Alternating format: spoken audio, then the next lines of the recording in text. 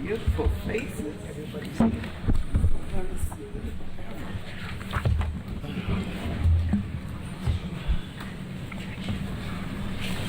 Ready.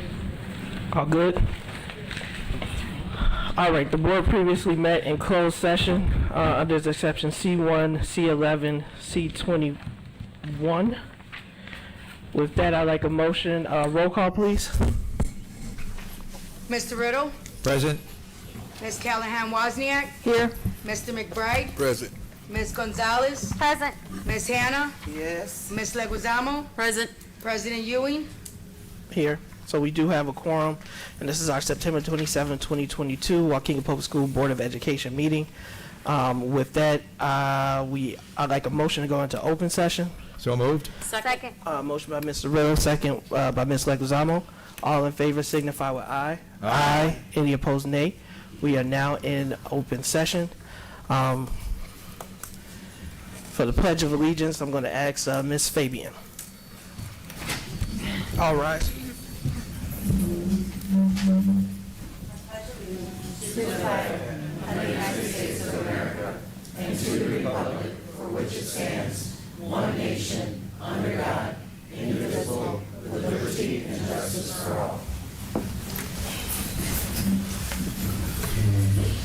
All right, we're going to be doing things a little bit differently. We have our special, not special, it's the President's Report.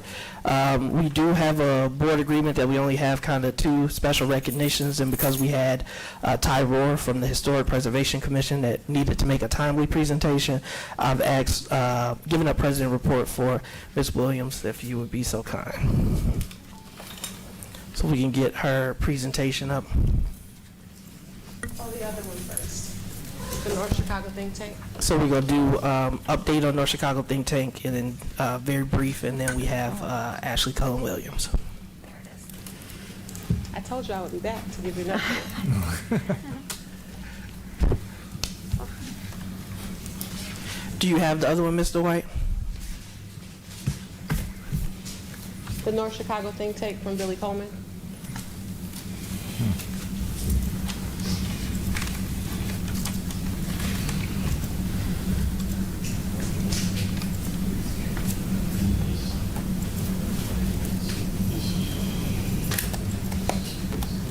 That's the same one. It wasn't sent by me, from North Chicago think tank. Do they have that, Brandon? President, I can forward it if you want to do yours first, Ashley. I'm sorry. I can. So initially we were going to update you on the North Chicago think tank and the community mental health support, so we'll do that afterwards. But I've noticed I'm sorry, I introduced myself, Ashley Cullen-Williams. I was a previous counselor here. I am Waukegan High School alumni. I was the MTSS specialist. I currently am the manager of TRIO Educational Talent Search Scholars. However, I'm also a community member who happens to be the social emotional bag lady of Lake County. And so I do a lot of work in the community, working with nonprofits and small groups and students to help them deal with their feelings. I've been doing this work probably for the past 7 years, focusing on the emotions and the well-being of the individual, trying to connect the gap and saying, hey, if we want to talk about college and career, you have to acknowledge the student first. How are they? Who are they? And so that's what social emotional learning is. There's been questions about what is it, how do you do it, does everyone do it? The answer is yes, everyone can do it. So often education is just focused on the what. What are we teaching? When are we teaching? Why are we teaching, right? SEL focuses on who, who's learning. And so part of SEL, you can go to the next slide. SEL focuses on 5 key areas: self-awareness, self-management, social awareness, responsible decision-making, and relationship building. Again, these are those key learning moments that students need to have in order to be responsible adults. I'm not talking successful students, but just to be authentic, well-rounded human beings, they need to know these categories. And that's what SEL is. So again, looking at the who, I'm gonna go through each of these categories with everyone just to explain why it's important and to show why understanding the mindset and the skills and the values of students is so critical to their understanding. Because right now, after a pandemic, we're putting a lot of information in front of them. And we have not asked, how are they doing? We have not questioned their experience, but yet we're expecting them to perform, and that's impossible. And I'm a mother of 3. You only see 2 today. But it's impossible to give them unrealistic expectations when they've experienced trauma.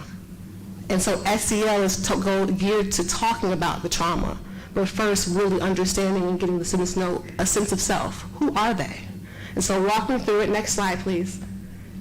The first area is self-awareness. So self-awareness is talking about the ability to understand who they are, their strengths, their weaknesses, their emotions.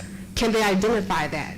Can they actually label and say, hey, I feel betrayed in the moment? Can they actually can conceptualize how they feel in their self-confidence? Can they explain who they are? Can they explain their values? That's what we're talking about, self-awareness. It's the questioning. It's the activities that focus on their mood jars, manifestation pieces. Next slide. Self-management focuses on their ability to regulate their emotions. Again, pre-pandemic, our students struggle with regulating. How do they process their emotions? When they get angry, what do? When they're hungry, how do they act in class? Self-management is the process of teaching them how do you do things, and then giving them the correct coping skills. So with that, we're talking about impulse control. We're talking about stress management. So when you're stressed out and you feel irritated, what do? If the first thing is lash out, then as an adult, I have to address that. But again, the students have to know, well, that's my immediate response, right? We're talking about goal setting and then organization skills. Next slide. So with social awareness, we're talking about how they see themselves in groups. Can they empathize with other people? Do they have the ability to see new perspectives?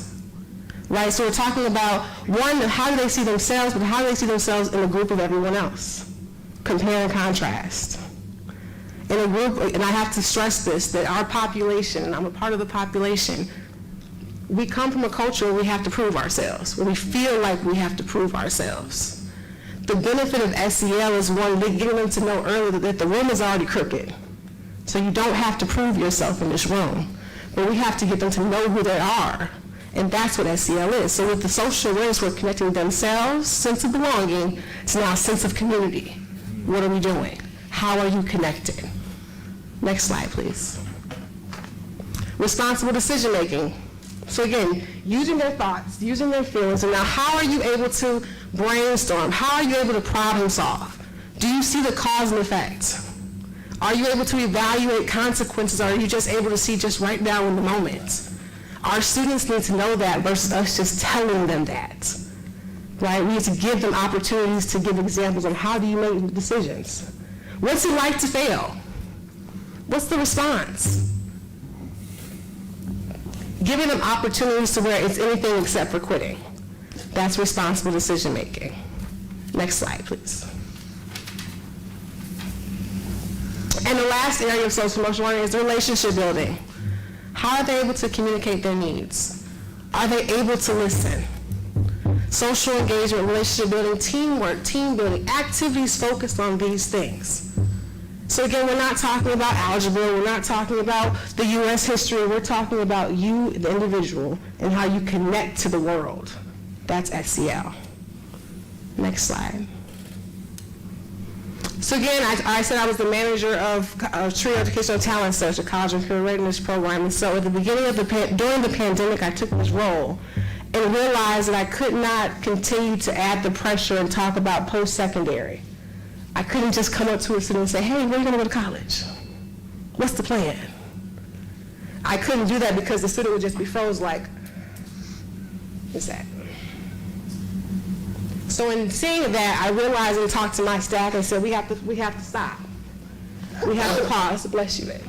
We have to pause and we have to really investigate who our students are now. So now we're really focused on SEL. It's written into the grant for the next 5 years, where we're focused on coping skills and leadership. We're actually doing manifestation jars, where we're actually saying, hey, what do you want to do? Where do you want to go? Let's actually write that down and put that in this jar. Let's put some glitter on top and some glue and shake it up. And now this is your piece. For when you get frustrated, shake it up, but remember the goal at the bottom. So wait till the dust settles and then you respond. We're teaching them these skills. We have affirmation workshop. We check in on feelings weekly. Journal prompts, healing circles. We have role-playing activities, interviewing CLS. We're talking about coping skills. We're having cultural celebrations to where we're actually honoring who they are, allowing them to tell their story, allowing them to take ownership of their story. We also include nature walks, mindful walks, art-based activities, vision boards. Again, these are all activities prior to even talking about college. But these are necessary activities because, again, the goal is to make sure that they're authentic in their well-beings, that they can be on any college campus and feel okay. And so these are the necessary SEL activities. Next slide. Moving to the benefits. So the benefits are everlasting. It's all individual, depending on the student. Where the student is, we can see where the growth can be. However, overall, the SEL benefits include academic success, fewer behavioral problems, less emotional distress, an opportunity to really have authentic and courageous conversations about mental health in our community. It's a way to talk about disagreeing respectfully. It's a way to talk about coping skills, and it's a way to, again, encourage a sense of belonging, but also create community. Because now students are able to sit in a circle and they're able to listen to each and every one individual and see, oh wow, I'm not alone. Or someone else feels anxious about coming to school. Or someone else is concerned about saying, well, now I can talk to that person. Now it's not just me. Now I feel a certain way. And we can talk about those feelings. Next slide. So with this, again, I already said I work for the district, right? So I know that when we get another assignment, it's like, okay, this is another thing on the list. And it's like, well, Ms. Ashley, I'm already pouring from an empty cup. How am I supposed to do this now for these students? I don't understand that. And then that's why I'm coming to you with my other hat, with Honeybee Wells, to say that we have to encourage the staff and the community to really prioritize themselves and practice self-care. Because self-care is just SEL 2.0. And not to say that self-care is just for adults, because self-care is for children. I'm teaching my 8-year-old this now. That's important to take time for yourself to go ahead and go to the water, do you, and meditate, go color, do things. However, at self-care right now, for adults, it's just SEL 2.0. And we have to break the cycle by practicing SEL and then modeling it for our students to say, what does it look like? So next slide, to show that self-care is just SEL 2.0. You see I changed what self-care is. So oftentimes, recently, with this capitalistic society, self-care has been made to just look like getting your nails done and taking bubble baths. Unfortunately, that's not the case. Self-care is not a luxury at all. Self-care is hard work. Self-care is priority. Self-care encompasses mental, emotional, social, physical, and spiritual well-being. So the mental is what are activities that you're doing to challenge your mind? Puzzles, word searches, do you read for personal reasons? Emotional, again, that's my bag, talking about your feelings. Are you able to express yourself? So, social self-care talks about looking at your network and really evaluating and investigating who's in your circle, who's pouring into you, who's taking from you, who's playing with you, and really making decisions so that you can prioritize your well-being, so that you make sure that you're pouring from a full cup. Your physical self-care focuses on your physical vessel. How many hours of sleep are our staff and community getting? Are you drinking water? What are you putting into your system? Did you cook tonight? Or did we go to fast food because it's the board meeting? So again, adults need to be mindful of these decisions and then take action. And then you model that. And I'm speaking from experience because, as some of you know, I have an Instagram. I post my life on there. And everyone questions, well, how are you able to do everything and all this? I have self-care. I specifically prioritize Ashley time. And then I have time to do trio, and then I have time to do Honeybee Wells, and I have time to be a wife, and I have time to be a mother to 3, and an other mother to 1,000 in Lake County, because that's just me. However, I prioritize self-care. And I have to encourage the staff in the district and members of the community, you have to prioritize self-care because the students are watching you. So they're seeing how well we thrive and struggle. They're seeing, well, my mama did it. And so we're normalizing trauma in the classroom because the classroom is violent. If we're normalizing them and we're expecting something different from our students, then we're now insane. So we have to practice mental health and mental well-being and be whole as well. And so practicing self-care and modeling that for our students is only enhancing their SEL abilities. It's only increasing their emotional intelligence. And right now, that has to be a priority versus just looking at the grades. Yeah, and Okay? Thank you for that, Brother Bryce. can I ask the question? And Yes, ma'am. With everything that you said, Yes. I've learned that SEL. Sorry, Miss Anna, can you please speak into the microphone? Oh, I'm sorry. I've learned that, and I've looked at SEL, right, and everything. It's the environment that is developed through self-care, through SEL. And if the environment is healthy, then your students are going to be okay too. Yeah. Your staff is going to be okay. We have to yes, set the tone. You have to set the tone. You have to set the tone and really practice Yes. what we preach. Absolutely. Versus just continuing with the do as I say, not as I do motto. Right, right. Thank you very much, Ms. Ashley. Thank you. Cullen. In your bullet points, you didn't talk about the spiritual piece too much. Oh, let me talk about the spiritual piece. I'm here. So with the spiritual piece, that's talking about activities that talk about your connection to the higher being. Now, some of us may go to church, some may pray, some may meditate, but it's again having that personal time to see yourself outside of yourself and how do you connect to a higher purpose. So those specific activities. And so having a self-care plan, next slide, I'm sorry, Mr. So having a self-care plan is critical. And so I've shared this with our mental health team, and I'll be happy to share this with the district, but it's important for staff and community to have specific activities in self-care. It's important to have a self-care plan. How are you taking care of yourself? How are you checking in with yourself? Because every day you can't come in and continue to pour from an empty cup and expect these students to be okay. So I encourage you to either, you can take a picture of this, send me an email, I can send it to you, but it's important to write down some affirmations.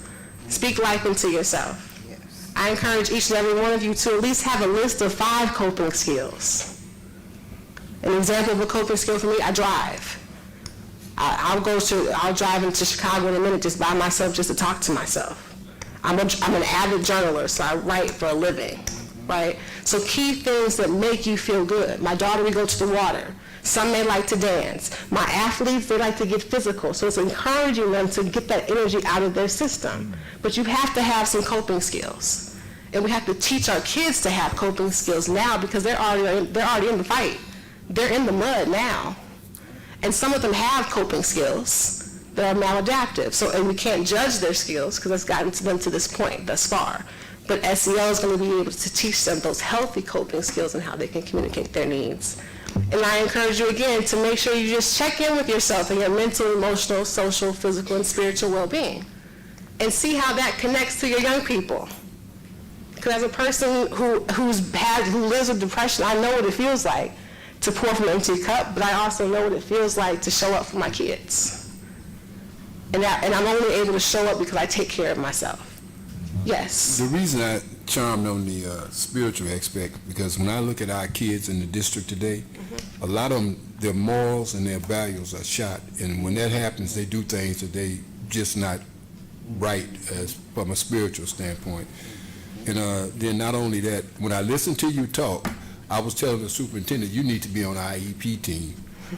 Well, I was a previous counselor here, so I've sat on some IEP meetings. I have. But again, we can use the resource. Use TRIO as a resource. When I talk about the mental health team, use us as the resource. Because I'm not the only expert. I just have the lived experience of being here and knowing what it feels like to be a student. And I think that's what we have to capitalize on. You have a lot of alumni here who have experienced both the positive and negative of not having SEL. Because that's the other thing I want to mention is that the goal and the passion behind this is because we're trying to teach a generation to not feel like they have to prove themselves. I graduated in 2006, not too long ago. It's a lot of us here that feel like they have to prove them when we don't have to. That's not the point of life. It's not to prove yourself to anybody. Just experience life and live it. So that's what SEL is teaching us now. We have to change the narrative because some of our young people haven't been taught the morals. Right. They haven't seen it yet, and that's not their fault. Right. You know, that's why we have to take advantage of the opportunities that we have. If we have them for 8 hours a day, let's show them and let them feel something versus just teach them 2 + 2 is 4 or teaching them lies. You know, we have to do better with that. Right. Ms. Williams, I just want to thank you for what you've done here and what you Thank you. continue to do. I believe sincerely in what you're talking about here. Education is just a whole lot more than academics, and this focus really needs to be in our society today. All of these issues you spoke about are just extremely important, and in society, parents, our community needs to see this as part of education. And society needs to experience it. It's need for all of us. For sure. It's what we are as people. Yeah. Yeah, thank you so much. Thank you. I'm still here, though. I got to present on the mental health team. I'm sorry. And I want, just very briefly, I want to, as a part of the mental health team, one of the reasons why I asked Ashley to speak is because I also want her to do, I want every board member to create and develop a self-care plan in order to model what it is that we are discussing. This has been something that was encouraged when we started our mental health initiative, whatever we're calling it, that Ashley's going to present on, and something that they have really been accountability partners. In this work, it can be very, very lonely for teachers, for others, for board members. It can be very, very divisive when we are all passionate about the issues that are happening. And I mentioned this in my remarks at the opening of school. I've gained 30 pounds in the last 2 years, 100% due to stress. And so as I continue to see people in this work fall, and I don't mean that hyperbolically, I've experienced 5 deaths in the last months, all due to stress-related illnesses. We hear about it in the district, you know, and I want to do this work for my community, but I also have 3 boys at home, and every board member on this board has other individuals. Every teacher in those classrooms have other individuals. Every administrator has other individuals outside of those students that they're also important to. So I would love, and I've already reached out to Ms. Delegates and the superintendent to look at scheduling a workshop with Ms. Cullen so that the board can model what it is we're expecting our staff and even our students to demonstrate. And so Billy has been every Monday, Wednesday, and Friday at 6 a.m. we are meeting at the field house, and having that accountability partner has really, really helped me personally. So I wanted to share that. Thank you, Ms. Williams. And then you have the update on the WPS Community Mental Health Initiative. Yes, just an update. Again, we promised that we would come to you every single month after we connect with the students on the second Friday. So just an update. Again, just a reminder, the goal and the mission of this group, again, we do not have a name yet. We're waiting for the students to name us. It's just to bridge the gap to mental health services. We're not necessarily providing the services to the students, but we want to connect them to students, to services in the community, but also give them access to community members. I wear a number of hats. So I live in Waukegan, but I'm the manager of TRIO. So it's an opportunity for me as a CLC person to come in and say, I'm concerned about your future. Let me check in.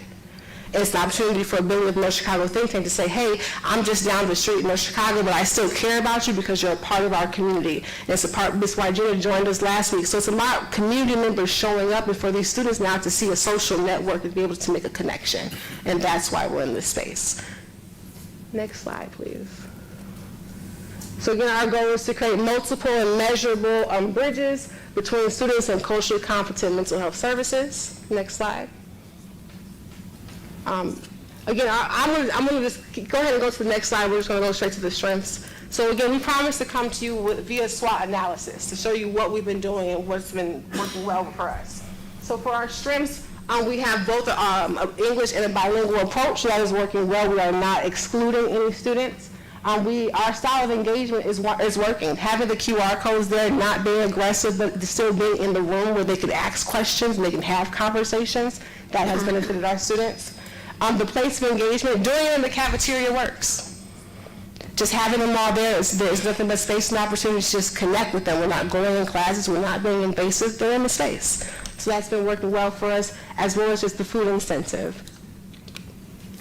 Next slide, please. So 4 weaknesses, We need to get better just having that on-site staff communication. There was some confusion as far as, well, why are we there? Are we going to be there often? And I think we've already given the dates to say, hey, we're going to be there on these dates. This is what we're doing. And we would just like to lessen that confusion so that more staff can be involved in the process. And we would like to have, again, more communication with the staff so that we can communicate that communication to the community, specifically for our late start connections. So we still need to have a room location confirmed for that so that we can allow Jocelyn Center to come in and present to our students in October. Next slide, please.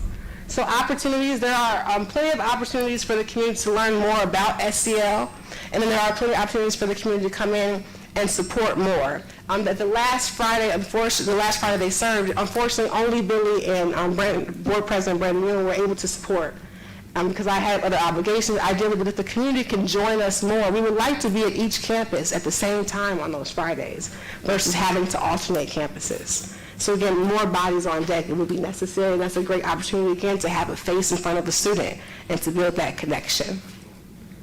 Next slide, please. And then threats, a lack of trust and a lack of value from the students. We still have yet to receive any submissions for the local contest. And although we were standing outside passing out flyers and there seemed to be an interest, there still seems to be a lack of trust as far as, well, what's the purpose of this? Is there really going to be a $500 prize? Is it just one prize? So I think there's still opportunities there for us to grow. And then the other thing, I think, is just having the lack of visible buy-in from leadership. I think we need to have those flyers posted and just announcements made and just, again, the encouragement coming from leadership and staff to say, hey, do the QR code. Connect with these students or connect with these community members in the building. And next slide. So talking about our survey questions, the first survey, again, we're still on the first survey question, just asking students about what is mental health and their feelings about anxiety. The next question, which will be in October, the next slide, will focus on, the next slide, please. We'll focus on, do they know anything about social emotional learning? And so it's a yes or no question. And then the second question will just be them to gauge and to rank where their levels of importance is between self-awareness, self-management, social awareness, responsible decision-making, and relationship building. Next slide. And then the second question will be based off of their answer and rankings, where do they see the importance in building community? Where do they want small communities or pockets of support in the buildings? And that way we can bring that data to the district and say, there's a need here. Thank you. Next slide. So with data, the first one was a word cloud. We can go through these quickly, I'm sorry. The second one will be a pie chart. That way we can see what's the importance. And then the last one will be a bar graph saying, hey, well, this is the types of communities we need to have. These are the type of alliance groups we should support. And then how can we do that? And then that, I believe, is our presentation. Again, we will be back next month after we check in talking about SEL with the students on Friday. Again, there will be a meeting every Tuesday via Teams at 9 a.m. And then we look forward to the late start Wednesdays where we'll have the Jocelyn Center coming in to share their resources. Thank you. Thank you, Ms. Cohen-Williams.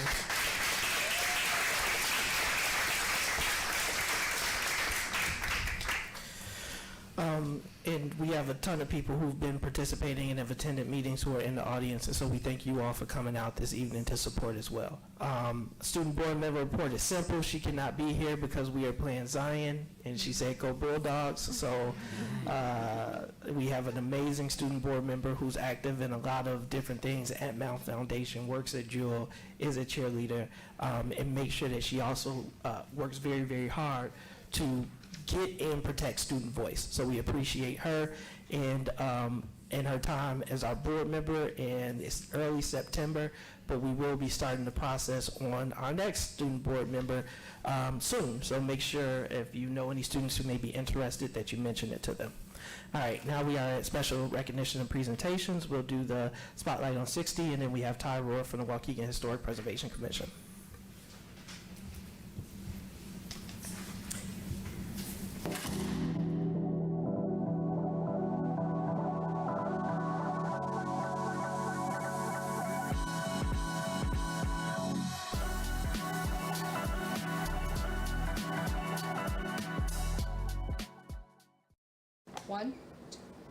Welcome to Lion Community Talk. Today is Thursday, September 22nd, 2022. I'm Ann Zahn, the principal at Lion Magnet School, and I'm here to talk to you today about community time and what community time means to Lion Magnet School. Community time is a time where students will give information and advice from our school. It's a great way to send messages to the whole staff and students, and our students watch community time while they're eating breakfast in their classrooms in the morning from 8:30 to 8:45. Hi, my name is Miss Peterson. I'm a paraprofessional here at Lion Magnet, and I also run community time. My name is Natalie Oseguera. My name is Jade. My favorite part is that all my classmates actually get to see it. It's really fun because I'm always like hiding, and it's just fun for my best friends to also see that. And community time contains a lot of different parts. It's not just informational. We have positive messages that we send in it. To honor my Lion Pride and do my very best. For me, what I like about it is that we get to say roar, and it's so much fun making the mistakes and then just learning from them. 2, 3. Have a great day at school, Lions. Be kind and make today great. Roar! Thank you, David. Thank you.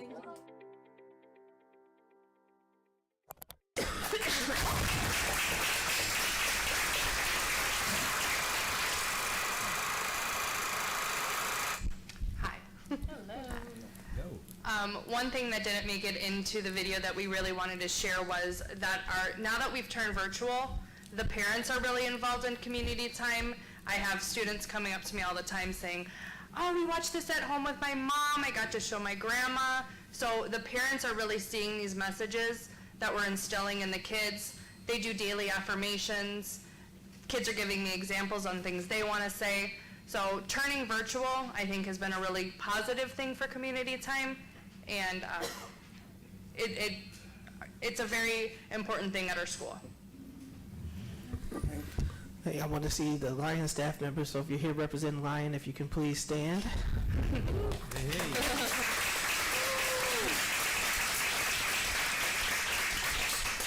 In some of these amazing opportunities, we thank you for ways to incorporate these type of things in community and help build community, and not just so that it's done in school, but also that people can see. I think a lot of times there's a disconnect between what happens in school and what we as parents sometimes receive. Mm-hmm. So that is awesome, and then having the students involved is amazing as well. So are there any questions from the board?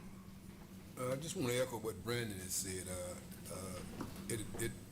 I was excited to know that not only we're seeing it, it's also done in the household parents. Mm-hmm. And I think, like Brandon said, that does a lot for them to see that, hey, my kid is engaged in school with something. Yes. So that's to me, that I think that's very exciting. To see their kids excited to learn and know their champs and their pride and what each letter stands for. Well, when I watch a football game, if I see somebody from Waukegan, I get excited because I watch the game. It's the same thing when parents see their kids doing something. Definitely. That's positive, period. Mm-hmm. Thank you. So, yeah, thanks for whoever came up with the idea of making sure that it got into the, I don't know if that was Nick's idea or what, but anyway, whoever. But anyway, thanks for that, yeah. Don't give Miss Aljackers any more credit than Ms. Wozniak. How do the parents follow them? Is it through Facebook? Is it through so our class, we use it through our Class Dojo. So every morning, the community time link is posted on Class Dojo. The teachers will click it. They play it during breakfast. But in the morning, a lot of the times the kids are watching it before they come to school. They know they're going to be featured on community time, so they go home. The parents already have Dojo, so they're watching it with their families. And that's getting the parents to actually be on Dojo is another really important element in the schools. Okay. So the teachers are communicating, and we're all together. So I can't watch it, though, because I'm not on Dojo. We'll add you to Dojo. If you ever want a link, I'll send it to you. Thank you. Well, if they have access. Really appreciate the presentation and you guys' work. So congrats, Lions. Thank you. If you need us, just let us know. All right, next up is item 7B, Ty Roy from the Waukegan Historic Preservation Commission.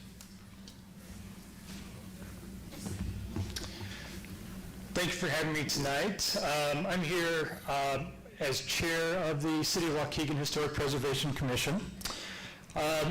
The Historic Preservation Ordinance for the City of Waukegan was adopted by the City Council on December 17, 2001.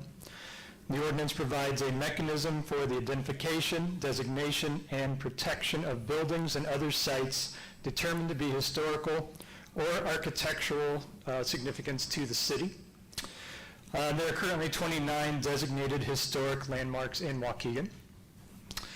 And also, the Waukegan Preservation Ordinance is separate from the National Register of Historic Places, which is under the National Park Service. A landmark nomination form was turned in to the Department of Planning and Zoning on September 23rd. It was submitted by Anita Hanna as citizen. And the nomination is specifically for the wall or fence on the west side of the Lincoln Center property here. Now, I'm not here tonight to discuss any potential historical significance, but only to help inform the board of the landmarking process.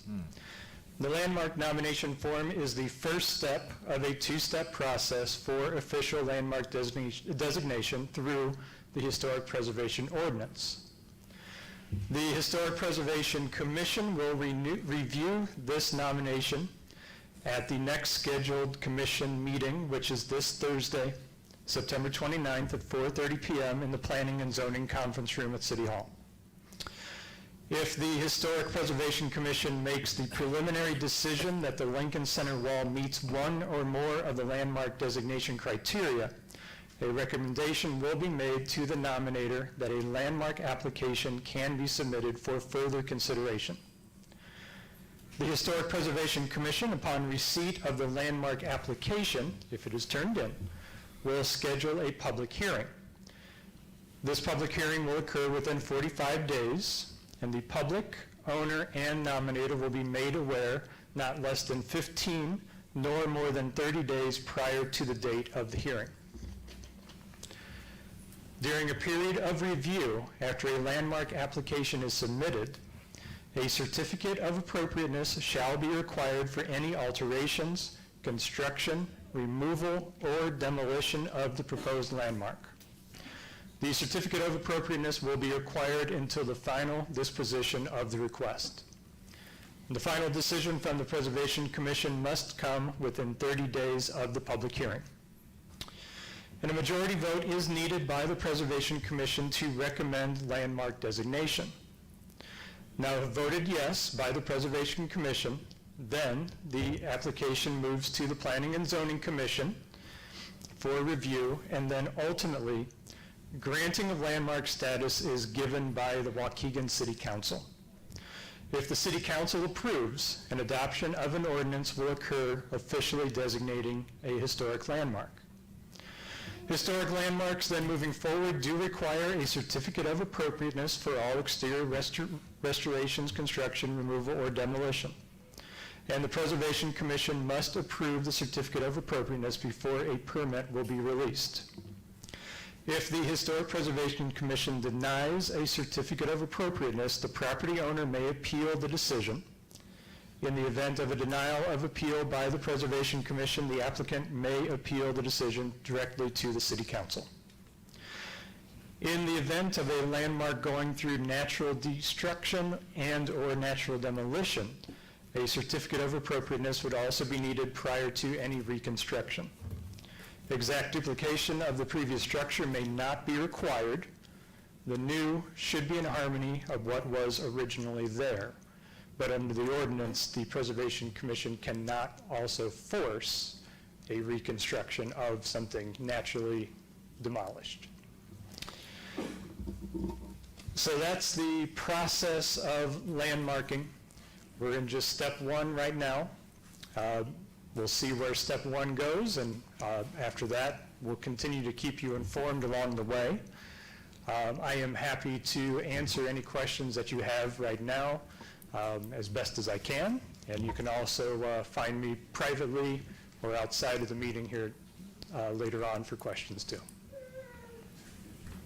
Are there any questions from the board at this time? Ms. Wozniak? Could you give us some examples of the 29 landmarks in Waukegan? Yes, of the 29 landmarks, some of them are private homes, others are public buildings, like the Carnegie Library on Sheridan Road, that is a Waukegan designated landmark. Others would include quite a few of what were the Scheimer College homes on Sheridan Road. Yeah, and you can find a lot more information within the city website under the Historic Preservation Commission. Thank you. Question.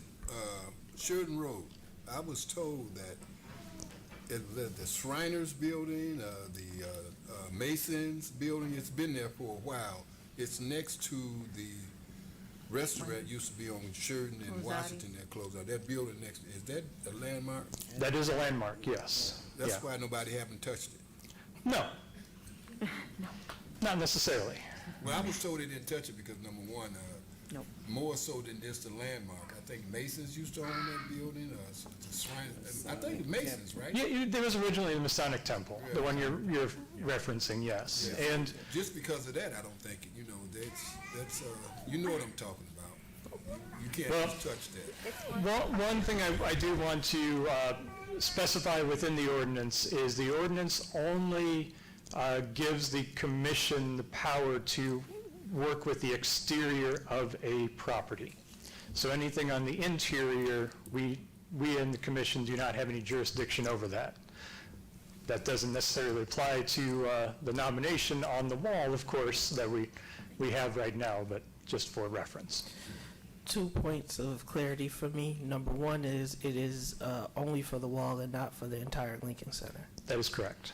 The other point of clarity is that right now what this essentially does is the district cannot do anything until it goes through this process as it relates to the wall. Not technically yet. Right now, the district can until an application is submitted and forwarded to the Preservation Commission, then the certificate of appropriateness would apply. But right now, under the nomination form, that does not apply. Thank you. Ms. Leguizamo? Mr. Ward, can you, do you by chance know that if granted the historical marker that if there are grants monies for upkeeping and such? Historically, there have been. Right now, within the state of Illinois, there is not a great deal of monies available for that. With that being said, I am honored to be part of a historic project that is getting quite a bit of state and federal funding to bring back a structure, so it sometimes can be found. It's not as easy as it was maybe 20, 25 years ago, but. Thank you for that. Mr. Riddle? Yes. Yeah, Mr. Rohr, I just wanted to clarify again where we are in the process right now. So we have an application that was sent in on the wall to the Historic Preservation Commission, and the review is Thursday at 4:30, correct? Yes, we have. What That's happens the nomination form. The nomination? Yeah, so that is not an application. That would be step 2. So the nomination form, the commission reviews that, and basically it's just looking at, do we think that whatever the structure in the nomination form is, does it meet one of the 7 criteria for potential landmark designation? If we vote yes, then a landmark application would then be requested. And once that happens, we couldn't tear the wall down. Once the protections don't start until an application is submitted. Okay, so right now, the nomination is in front of the commission. The commission on Thursday will rule on the nomination. Right. And how many commissioners are there? There are 6. Okay. And it's a 7-commission board, but right now we have 6. Okay, could you, and you said there's certain criteria they use. Yeah. What are those criteria? Sure. And just for the sake of time, because I know Ty was coming to bring the process, if you can answer Mr. Riddle's question, and then if we can proceed with the meeting. And then we attend that meeting. Oh, yeah. You could send those to us if you want to. That would be another way. No, I think, yeah, you asked publicly. I think it should be people who are here interested. Sure. Okay. So the 7 are here in Section 6 of the ordinance, criteria for landmark designation. 6.2A, significant value as part of the historic, heritage, or cultural characteristics of the community, county, state, or nation. B is its identification with a person or persons who significantly contributed to the development of the community, county, state, or nation. C, representative of the distinguishing characteristics of architecture inherently valuable for the study of a period, type, method of construction, or use of indigenous materials. D, notable work of a master builder, designer, architect, or artist whose individual work has influenced the development of the community, county, state, or nation. E, its unique location or singular physical characteristics that make it an established or familiar visual feature. F, its character as a particularly fine or unique example of a utilitarian structure, including but not limited to farmhouses, gas stations, or other commercial structures with a high level of integrity or architectural significance.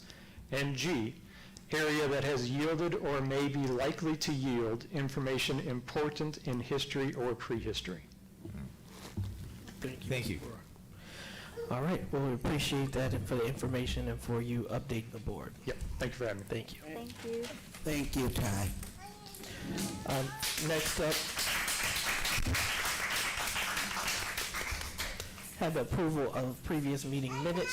Have approval of the minutes of the open session meeting of October 26, 2021. Approval of the minutes of the open session meeting of April 26, 2022. And approval of the minutes of the open session meeting for August 2nd, 2022. Due to time, I'm going to ask that we take all of those together unless any board members have comments or corrections. Yeah, I got, Mr. Brewer? If you don't have comments, if you have comments or corrections, I don't want to take them together. oh, no, I just, you want to take this. There's one of the sets of minutes, they're the same. So, they don't coincide with the dates. You understand what I'm saying? So do you want to hold them over? Yeah, I think so. So then we Before don't need the get it. motion? Yeah, so we'll go and confirm that. So when I reviewed it, I did not catch that, so thank you, Ms. Anna. Yeah. So, simple. Now, next up, what we have is opportunity for public comment. We didn't vote. No, we didn't vote because I'm holding it over. As Oh, okay, that okay. question, it doesn't make sense to proceed. Oh, What we'll do is item 9A, opportunity for public comments. I have the sheet. yeah. While he brings the sheet forward, there'll be time clocks on all of these screens. You get 3 minutes to address the Board of Education. This is your opportunity to address the public body. If you need translation services will be provided to you, and you will receive 3 additional minutes for a total of 6. We do ask that you refrain from mentioning student or staff names during your remarks. First name on the list, when I call it, if you could come to this microphone, is Omari Davis. And Mr. Davis, your time will start when you start speaking. Good evening, Superintendent, President, members of the board. My name is Omari Davis.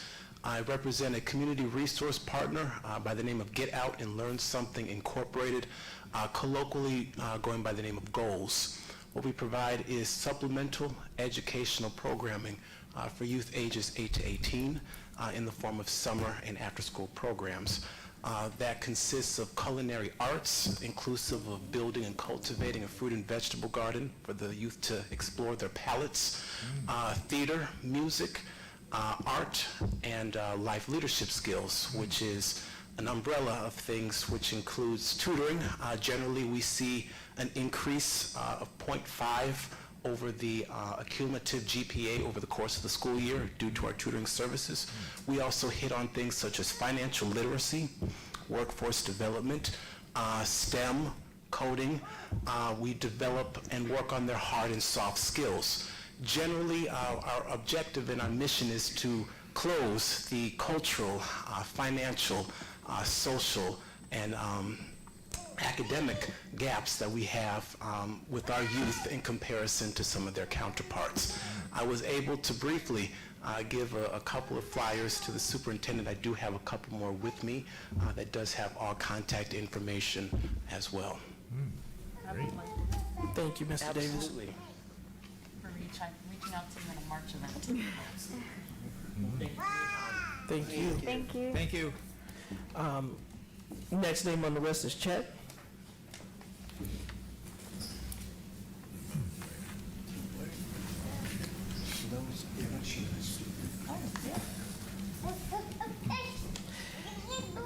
Time will start when you start speaking, and Chet, can you state your entire name for the record? Chester W. McCrowski. Thank you. Okay. Yeah, I'd like to know from the attorney, when you file for a grievance, ethics grievance, that happened around August 5th, now does the attorney take it upon herself to do it, or does she go to the ethics committee? And why are we denied to know what's going on in the system? And also, we were denied on the superintendent's credit card, which is my credit card and a citizen's credit card. You gave us some, but you didn't give us all. Is there a reason that you won't give us all of it? That's it. Thank you, Mr. Markowski. Next name on the list is Dan McGowan.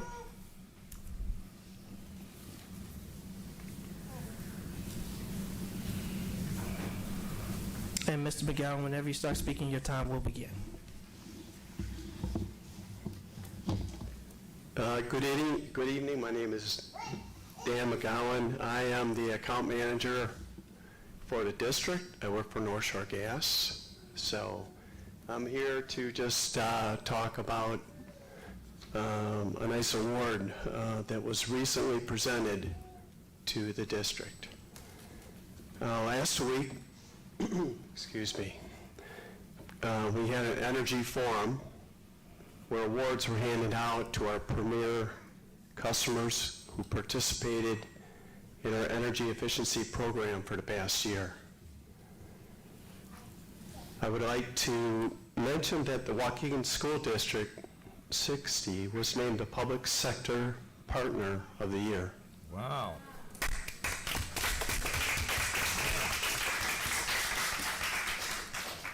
With all the energy efficiency projects they participated in, they saved over 136,000 therms of gas and received over $182,000 in incentives from our program. Thanks in part to working closely with the administration and facilities, since I'm not allowed to name names. But we look forward to our continued partnership. I've been doing this line of work for almost 10 years now, and I have all of Lake County North Shore Gas's customers that I manage, commercial, industrial. I also manage a dozen large customers in Chicago for People's Gas. And I would say of all the school districts, this school district participates more and has done more than anyone else. So I think that says a lot about, from the top down, everyone I've been working with, very receptive and open-minded. So things have gone extremely well.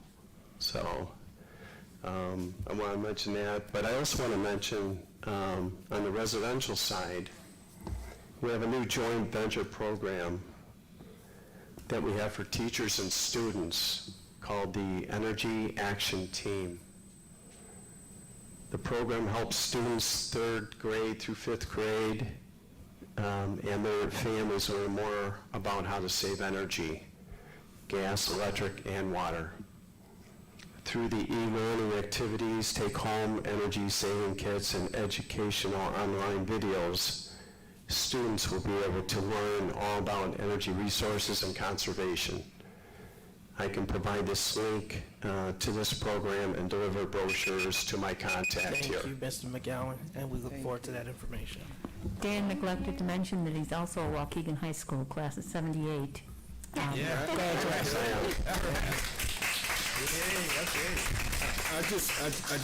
want to say to you, you don't have to mention names, just like you know that they're outstanding.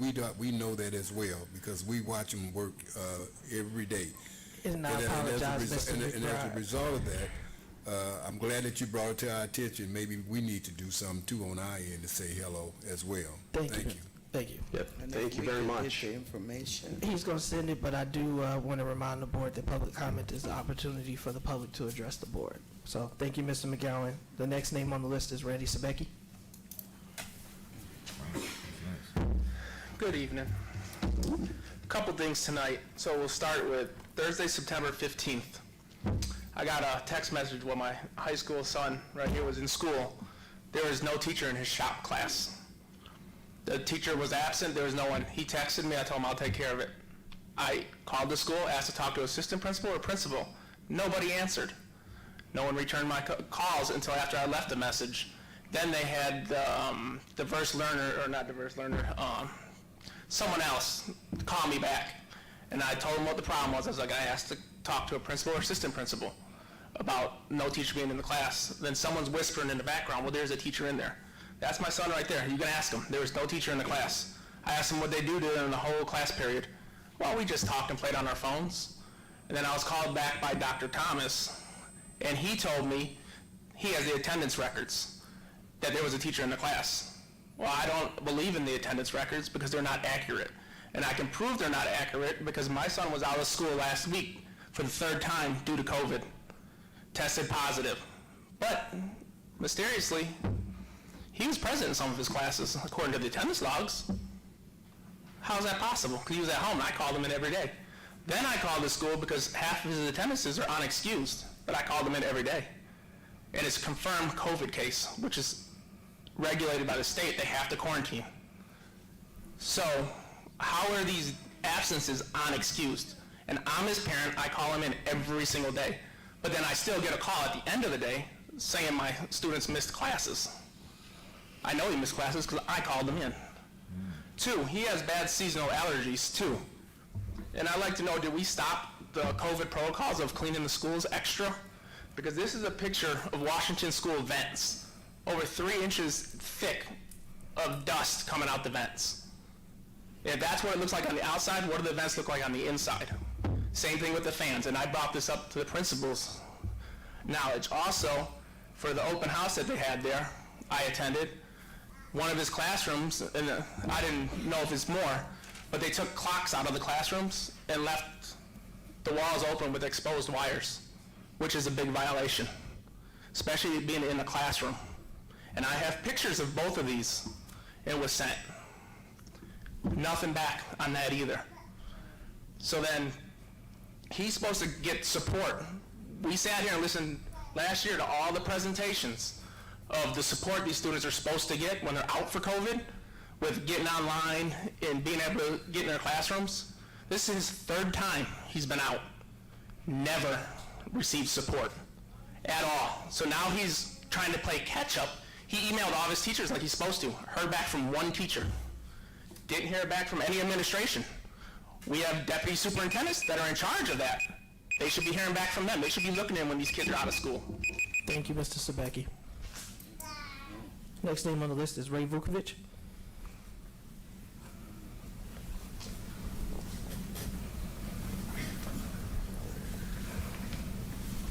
Hi, good evening. At the last board meeting, the student board member brought up about transportation for the prom in Chicago.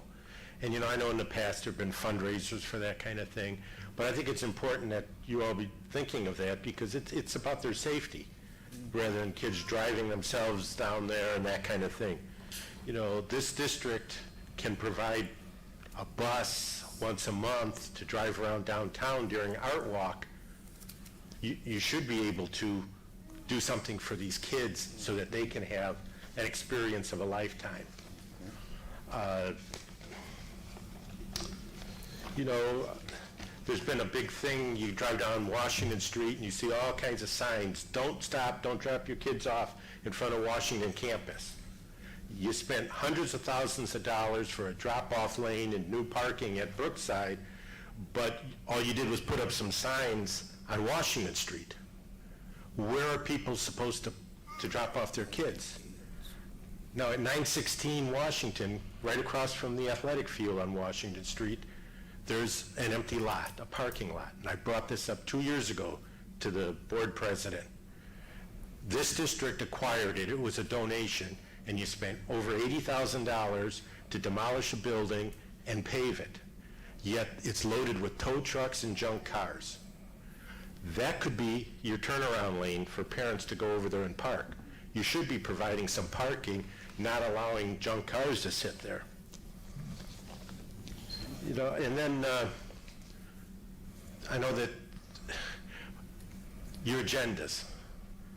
At the last meeting, there was nothing at all on the agenda about the wall out in front. Yet, I get home and it's talked about and it's suddenly on the online agenda. I had the paper copy with me. I looked at the online agenda, there was nothing on there, yet it was talked about. Now tonight you've got your agenda. It's supposed to be 48 hours before this meeting starts. You're not supposed to change it. Yet one of your attachments is different than it was over the weekend. You folks are in possible violation of the Open Meetings Act. It can't be changed. Yet you're doing stuff and you just go ahead, see what happens. But at some point you're going to have something that's going to need some big support, and there's going to be a technicality, and you're going to have to come back and revisit the whole thing. But looking at that wall, those people along Sheridan Road are your highest property taxpayers in Waukegan. Be good neighbors to them. Thank you. Thank you, Mr. Vukovich. Next name on the list is Kashana Hanna.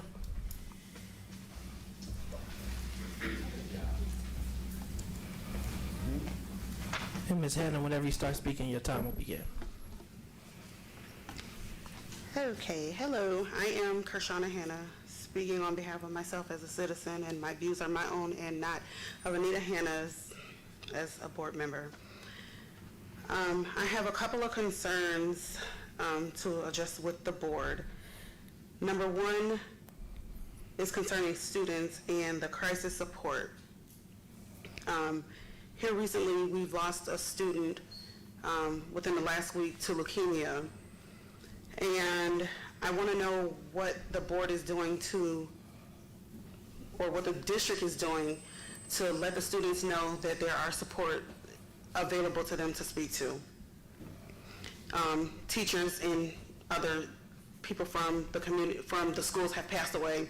What are they doing for the crisis management? And I'm asking that because it wasn't until my student was affected by that and saying that I'm really hurting from this and I don't know how to handle this. Who is it that the students can turn to talk to when the students are passing away over the weekend or on a Friday, or still having to go to school and see that the student is not there and the students are hurting? Where's the crisis support? And what is it that is available to them to know that there is support available? The second one that I have is concerning staff members and students fighting off of school property, where there was a fight at the Washington campus, and it was told to staff that they were going to fight off of campus, off of school property, because safety couldn't come and break up the fight. So safety members and staff members stood and watched students fight and parents fighting students, but they couldn't do anything, and they just had to wait for the Waukegan police to come. I think that's unacceptable. The last one is concerning the wall and it being a historical landmark. Please consider leaving it because of the historical implications that it has in our community. it shouldn't be torn down. Thank you. Thank you, Ms. Hannah. And I do apologize. The next name I have is Pat, and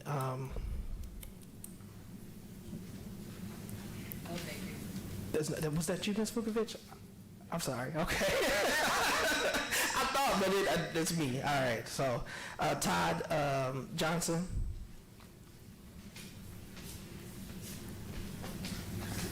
Good evening. I am Todd Johnson, a Waukegan resident, and actually live right down the street here, right across from Upton Park. I want to first say that I'm an avid supporter of the Historical Society, and I'm actually a lifetime member of the Historical Society, and appreciate historical context of structures and things in our community and in the environments we live in.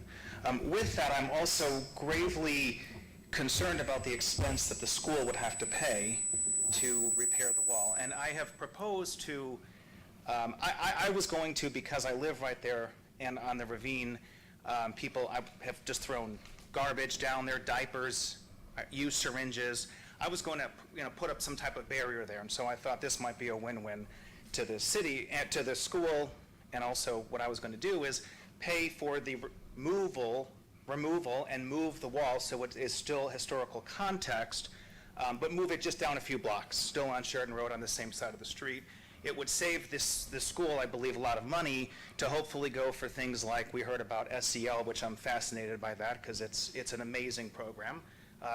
Duct cleaning and other things, obviously, that the school has other needs and money to prepare the students for the future versus, while it's significant, a wall, I think we could all argue that the future of our students here is more important in their education and learning and growth than maybe a physical structure. So I wanted to say I'm a supporter of historical structures, and it proposed to actually pay without school expense to move the wall, rebuild it the way it should be and maintained, but keep it right down the street as a historical structure in Waukegan. Thank you. Wow. Thank you, Mr. Johnson. Get that. Next name is, if I mispronounce it, but is it Rachel Mendez? Rochelle, thank you, Ms. Mendez, for the correction.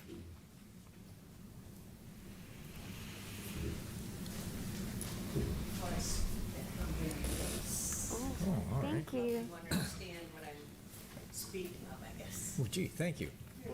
These are textbooks supplied by the district to my third grade class. Thank you. They're gifts, but I did them back for my class tomorrow. Again, these are books for my third grade classroom supplied by the district. She can give them back, though. Look, I just set them up there.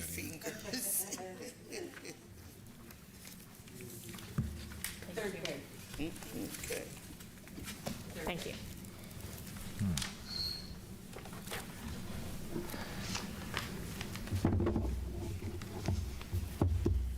Hello, my name is Rochelle Mendez. I teach at Glen Flora Elementary. I'm a third grade teacher.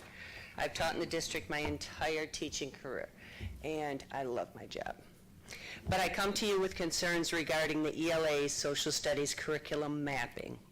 Since last fall, we have made several attempts to discuss teachers' concerns with the curriculum alignment map with Mr. C, Mrs. Placencia, Ms. A, Ms. L, Dr. C, and just 2 weeks ago at my building with Mr. B. Names left out. I now come to you, the board, in hopes that you will hear the concerns that the teachers have with the current state of curriculum mapping.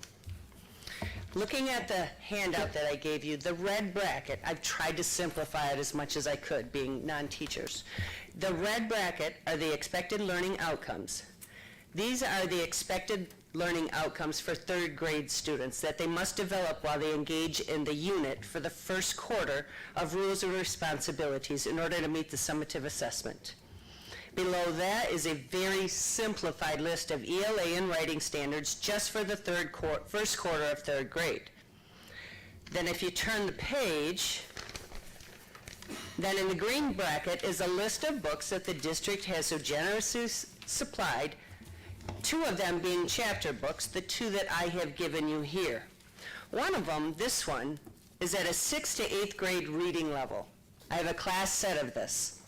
I have a class set of this one, which is at above the reading level as well. How can I help my students reach the expected learning outcomes for third grade when I have to teach from these books? These are the only 2 chapter books I have from third grade. And to top it all off, there is no teacher's guide to utilize with any of the books or materials that they've given us. Now, I do have 2 other class sets, picture books, that are at third grade reading level. So I have 4 books, a classroom set of. Then I have 10 books that are just 1 copy, which means myself, the teacher, is doing the reading to the student. So I have 4 books that they have their hands on, 2 are these books. I'd love you to look at that one.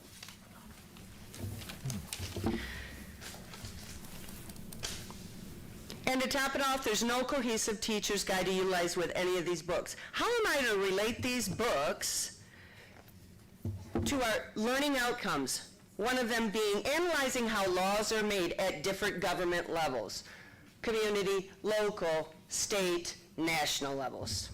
The district is setting up teachers for failure. Now, I've also, the last page is a letter that was already sent. I hope you take the time to read it, and I welcome you to get back with me to further explain the problems with Thank you, Ms. Mendez. You said you needed these back, right?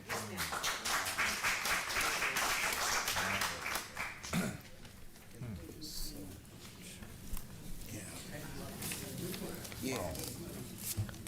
Next name on the list is Christine Lindsay. Thank you. Yeah. Thank you. Yeah, impossible. Good evening. I'm here tonight to comment on a recent interaction that I had with the superintendent of our district. I want to preface, this is not about me, but sharing my experience to ensure it doesn't happen to anyone else. Ms. Placencia offered to meet me last week regarding the district's communication policy, wanting to understand the timing and process our district follows when communicating with the parents or community. I took time out of my workday to meet with her and Mr. Alajakis at Lincoln Center. I was given time to ask my questions, which I thought were basic in nature. I was told the district does not have a communication policy and became confused. I asked if this made sense to them, that we would not have a policy in place in which the school district should conduct itself when engaging with parents in the community. Her response was combative and asked if I could provide any other school district that had a policy in place. For the rest of the meeting, Ms. Placencia took many opportunities to belittle me and my concerns, was condescending in her responses, and patronized me at many turns. Is this how the district wishes to engage with the community? We are here because we care, and we want progress. We are here because these kids, these parents, the teachers, and the community deserve quality education and to be treated with decency. I'm not afraid to voice my concerns or ask on difficult topics. As a professional, I expected better of Ms. Placencia. I understand that I'm not the only one that has received this side of the superintendent, but for fear of their employment or other consequences, many will not raise the alarm. Inviting someone for a meeting and then treating them in a disrespectful manner is not the way to gain trust with the community. I was born and raised here. I will continue to raise my children here, so I'm not going away. I will continue to be a voice for these kids, for the staff, for our teachers, even if that means tolerating Ms. Placencia's lack of skill in conflict resolution. However, I do hope for a better tomorrow. And again, I stand here and ask for you to do better.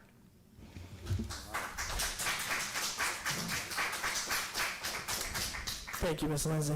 Next name on the list is Alderman Keith Turner. I'll forego my opportunity to speak. Thank you. Thank you, Alderman. Next name on the list is Clyde McLemore.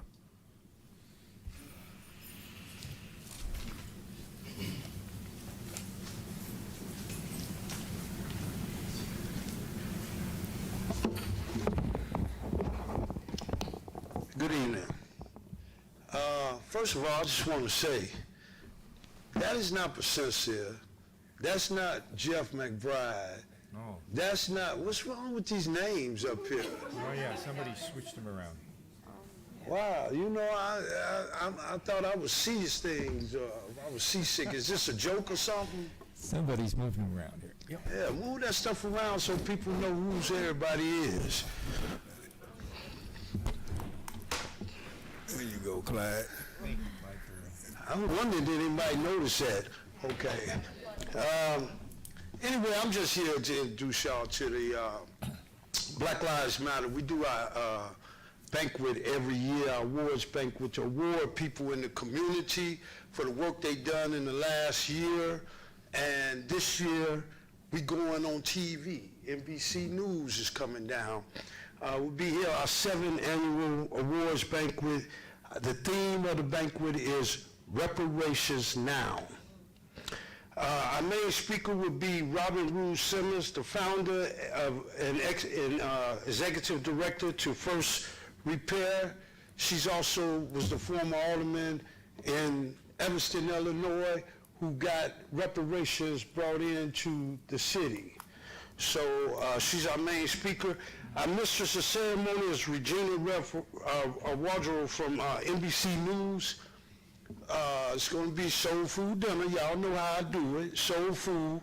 So you ready for some greens and some grits and whatever I don't know what's on the menu though, but it's going to be a soul food dinner.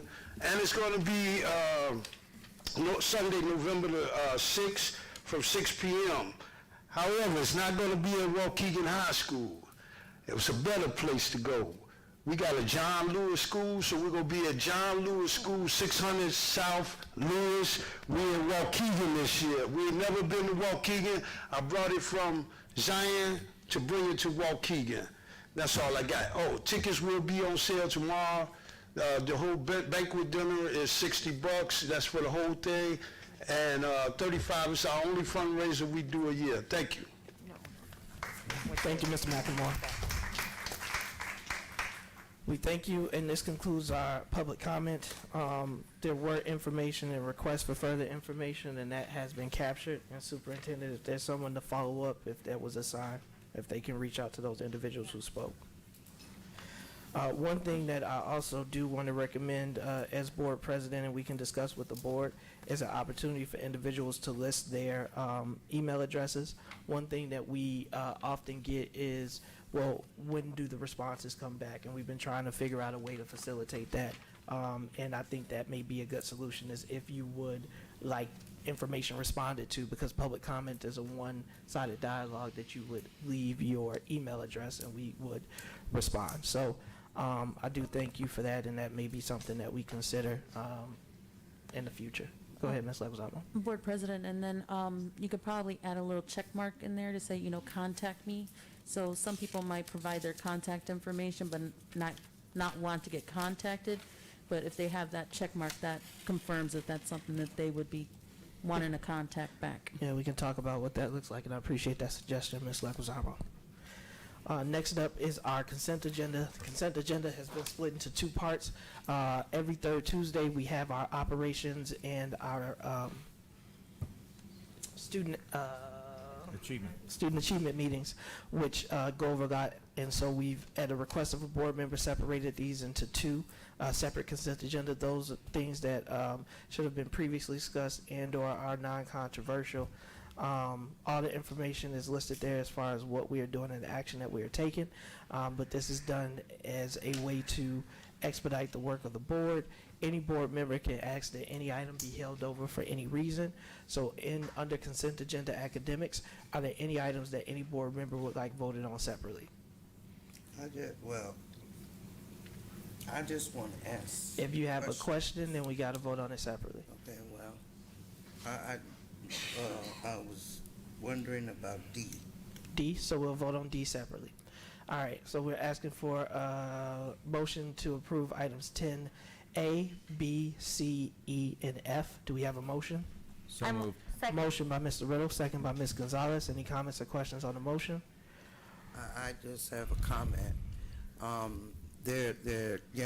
see that there's a lot of PDs going on. I want to see more of our teachers getting these opportunities to go and network with people, other teachers nationally, and I think that it is beneficial for them, and just as you go away, you're away from the everyday routine, and you can get a little self-care when you go away. But I would like to see more teachers getting the opportunities to take these professional development opportunities, the trips and stuff. And one thing also, when Edman goes, administrators go on these professional development trips, I, as a board member, I would like to see them come back and do a presentation on what they are bringing back that is going to benefit the school district when they are going on the conferences. Bring back to us to let us know that we expended the funds to go. Now how is it going to benefit the children and the district? I also have a comment. Go ahead, Ms. Gonzalez. Yeah, so I agree with Ms. Hannah in part. I know that a lot of staff from different schools have been saying that they wanted PD, specific PD. So I hope that they get that request in through their area superintendents. But I want to highlight item B. 3 of our biology teachers are going to a biology conference. So we are sending teachers. I'm glad that they have opportunities to do this, and I know a lot of them do it over the summer so that it doesn't interfere with their school year. And just highlight E and F, the Lego education sets. I learned how to use them in middle school. I think that's a really good purchase. And F, I think it's coaching that we desperately need. The coaching for the high school principals, I think will really, really help them communicate and better connect to their school populations. So that's why I'm voting the way that I'm voting for the items. Thank you. All right, roll call vote, please. Mr. Riddle? Yes. Ms. Callahan-Wozniak? Yes. Mr. McBride? Yes. Ms. Gonzalez? Yes. Ms. Hannah? Yes. Ms. Leguizamo? Yes. President Ewing? Yes, item approved, motion carries. We now have item 10D, approval at AASA National Conference on Education in San Antonio, Texas. You read the recommended action. Oh, and I'm sorry. I want to read what was approved into the record as I normally do. So before the superintendent reads the recommended action, we approved item 10A, approval of Clark Elementary professional development request. 10B, teacher attendance at National Association of Biology. C, renewal of Scribbles contract for scrib order transcript request system. E, approval to purchase EIR grant Lego education sets. And F, approval of high school leadership coaching Gearing Consultant LLC. We are now at item 10D, approval of AASA National Conference on Education, San Antonio, Texas. It is the recommendation of the administration that the Board of Education authorize the attendance of the Superintendent, Teresa Placencia, Deputy Superintendent, Dr. Eduardo Cesario, and Associate Superintendent, Dr. Jason Nault, to attend the AASA National Conference in San Antonio, Texas, February 15th through the 18th, at an estimated cost of $3,200 per attendee, or $9,600 total. Mr. Riddle, I so move. Second. Motion by Mr. Riddle, second by Mr. McBride. Any comments or questions on the motion? Yeah, I just, the AASA conference, maybe superintendent can answer. Yeah, is this a new conference?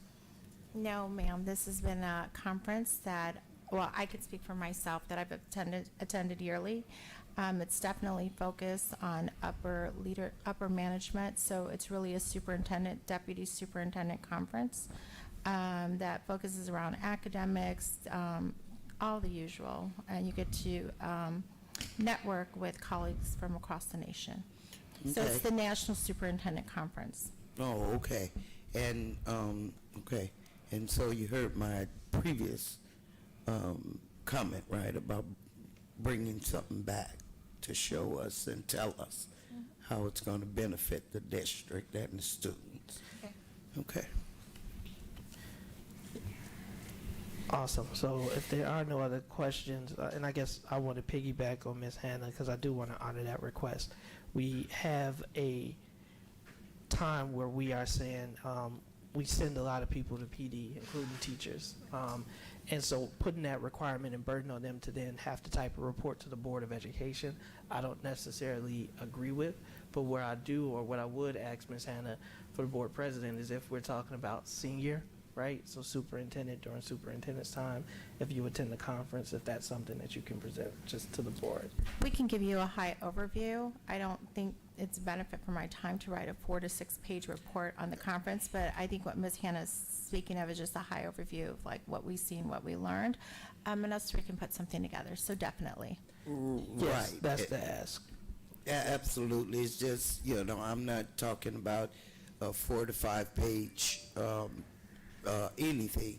I just want to make sure that, and then let the public know we're expending funds for these things, and so let the public know that it is basically worth the money that is being expended. Thank you for that ask, Ms. Hannah, and I appreciate, do you agree with my recommendation that we don't need it from every staff member that goes, but senior leadership is what your expectation is? Yeah, the senior leadership, Got it. that kind of should be But it wasn't. That's why I wanted to make it clear. right. So I got you. Yeah. Brandon, to her point, we hold ourselves accountable to that. We asked that when we go, we'd like to give some kind of excerpt, not long, but what we learned. Yeah, so we hold so, ourselves to that standard right. too. And because I think it is beneficial, Superintendent, and that's why the board approves you to go.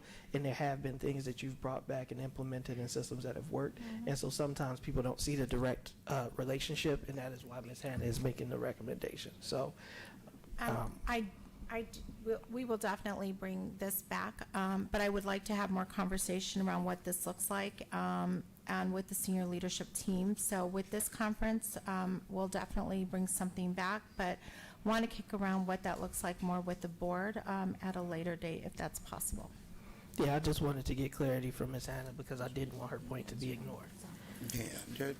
Thank you. So with that, we got a motion and a second. If there are no further questions, roll call vote, please. Mr. Riddle? Yes. Ms. Callahan-Wozniak? Yes. Mr. McBride? Yes. Ms. Gonzalez? Yes. Ms. Hannah? Yes. Ms. Leguizamo? Yes. President Ewing? Yes. Item approved, motion carries. We now have the consent agenda for operations.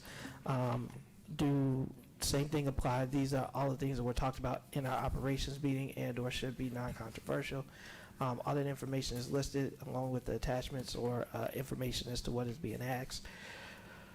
Are there any items that any board member would like to vote on separately? If you would just give me the letter?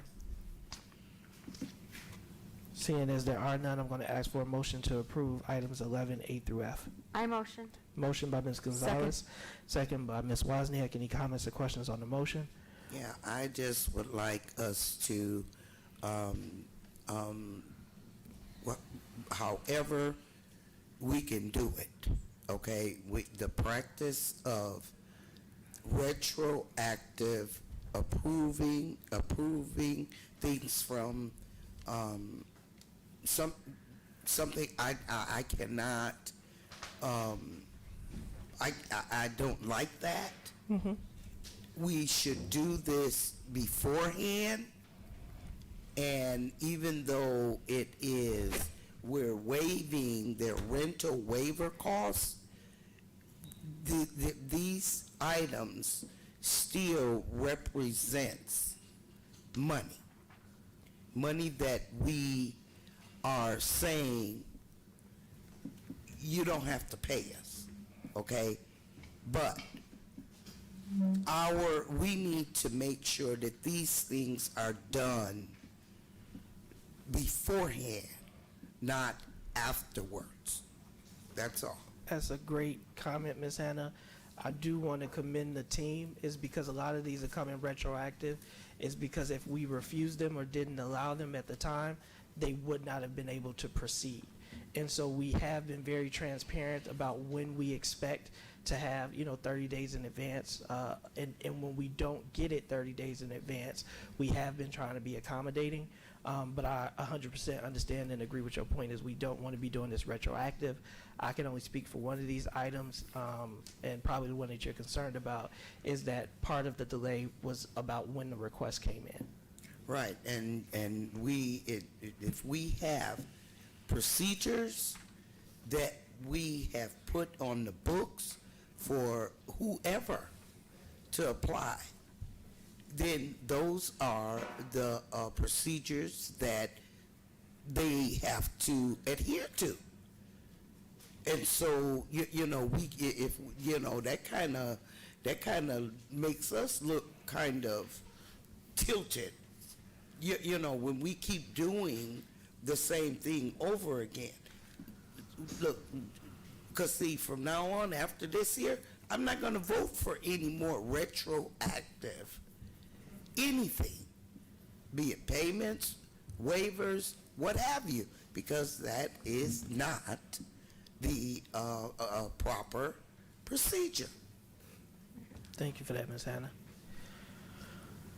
There are no other questions or comments. Roll call vote, please. Mr. Riddle? Yes. Ms. Callahan Wozniak? Yes. Mr. McBride? Yes. Ms. Gonzalez? Yeah. Ms. Hannah? Yes. Ms. Leguizamo? Yes. President Ewing? Yes. Item approved, motion carries. Read those into the record. 11A, approval of facility rental waiver request for Simpson Elite LLC. B, approval of facility rental waiver request for Fiestas Patrias. I can't pronounce it, I'm sorry. C, approval of facility rental waiver request for Urban Edge Entertainment. D, approval of new exterior sign for Lyon Elementary School. E, approval of interim service agreements, paralegal, FOIA. And F, approval of Safeway transportation contract extension for the 2022-2023 school year. We are now at purchases and contracts. We have 12A, approval of renewal of reading A to Z. It is recommended that the Board of Education approve the renewal of reading A to Z for the purpose of digital, informational, and literary text in both Spanish and English for the amount of $112,318.15. So moved. I'm sorry, 50 cents. Motion by Ms. Wozniak, Second. second by Mr. Riddle. Any comments or questions on the motion? Question. Oh. Go ahead. Yep, you go. Go ahead, No, Ms. Hannah. I'm just asking, we are doing this over $100,000 renewal, and I just want to know if we have had any kind of official evaluation of how this what is it? Renewal. This renewal for reading A to Z, did it produce positive increased academics for the kids? I mean, I'm not interested in just renewing just to renew. Was this beneficial to our students? Superintendent?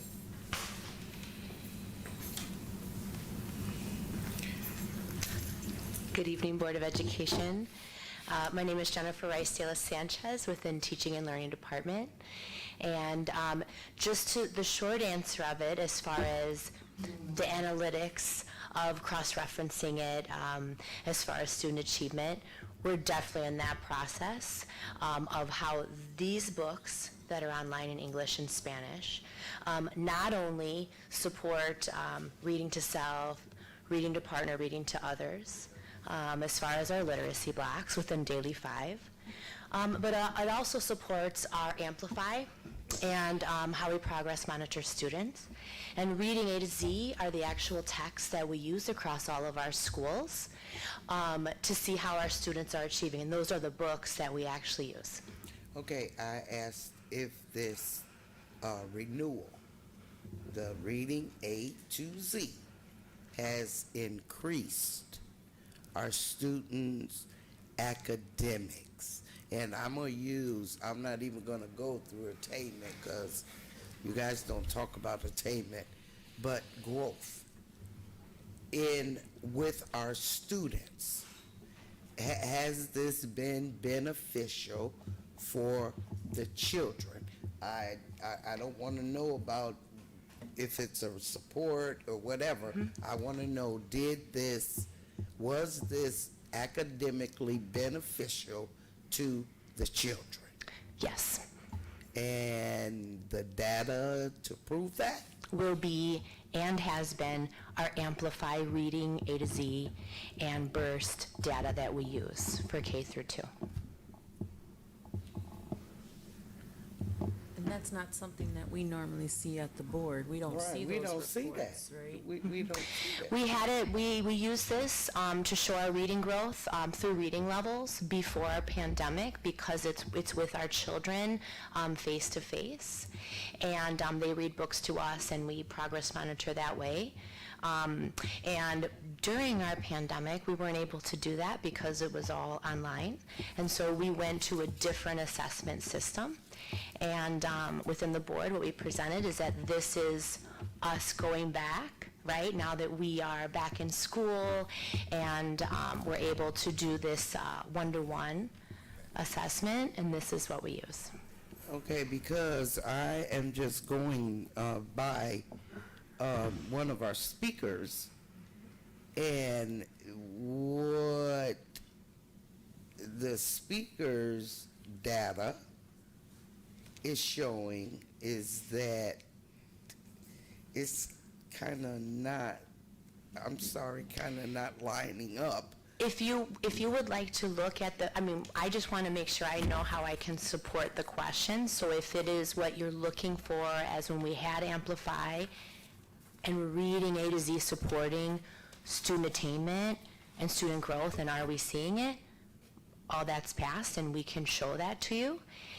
And also the question of, is this used as a renewal to support student growth and achievement? And the answer is yes. And so we can show you how we use it now, and I'm more than happy to sit and to show the data and how we use the data and how schools are doing. We want to see the data for the students. Oh, definitely. I mean, and it comes up at the end of school year. Right. Sorry, we were.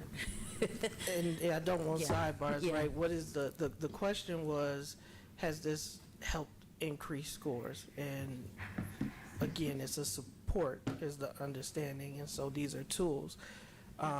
There's the PowerPoint that's there. It's just one slide, right? So I don't know if. Yeah, they're books. Yeah, that's all. They're virtual books in English and Spanish, and it's what we use systematically across our district since before I came here as a principal. So you could go back and we could look back at all of the data. I mean, Who's using the books and what grade level? Our students use the books mainly at primary and elementary schools, K through 5.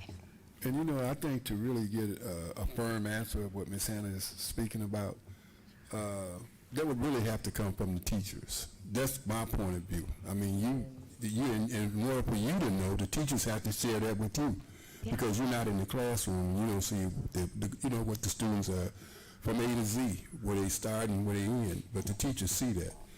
So again.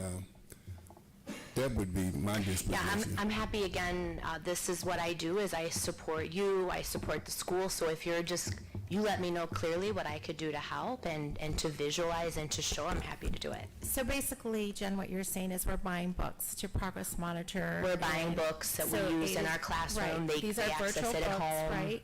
Yes. And you use this in what grade bands? We use this K through 5. Okay. Right.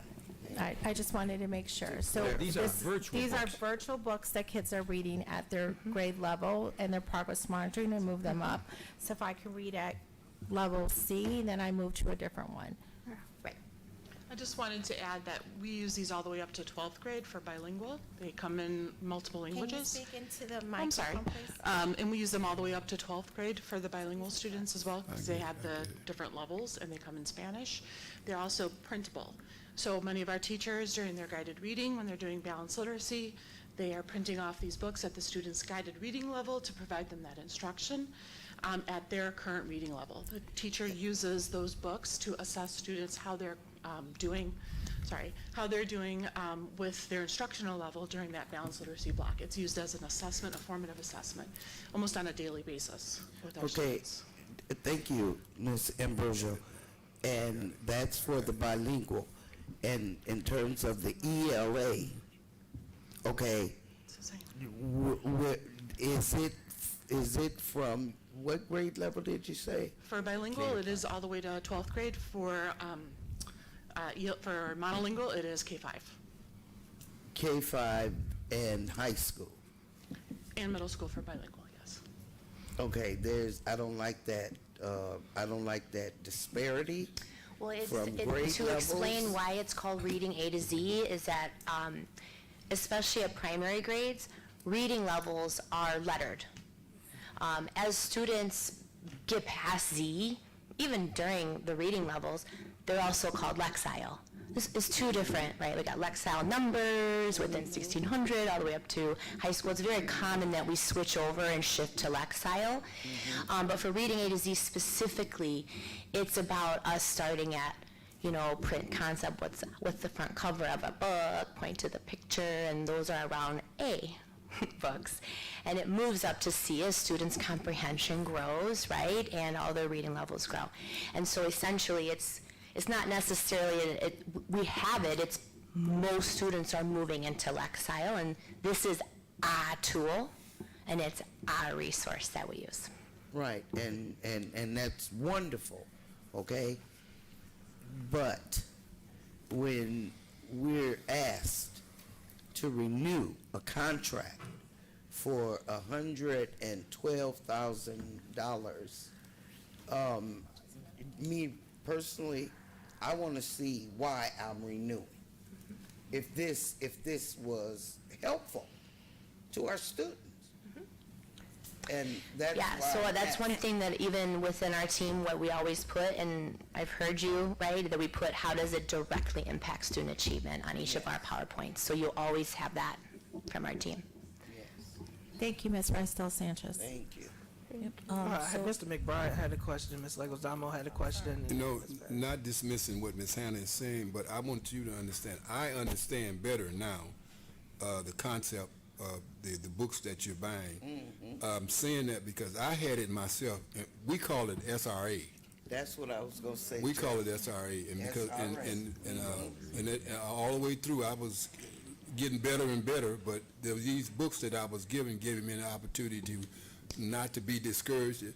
But each book I was getting going right on up the scale till I got to where I need to be, and then you were able to. The teacher was able to say, "Hey, he's getting better."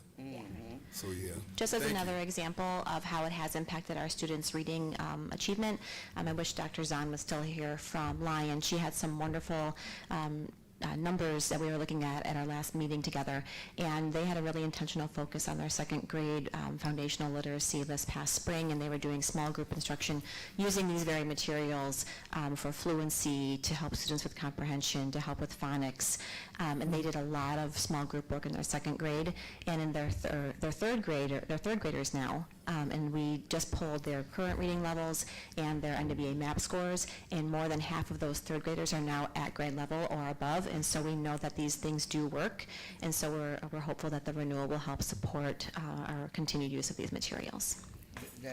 Thank you, Ms. Patty. Yes. And I'm going to say this, you guys have heard me say this before. I love that we're doing early literacy, but we cannot forget those ones that did not get these things, because they are in a higher grade and they're still struggling.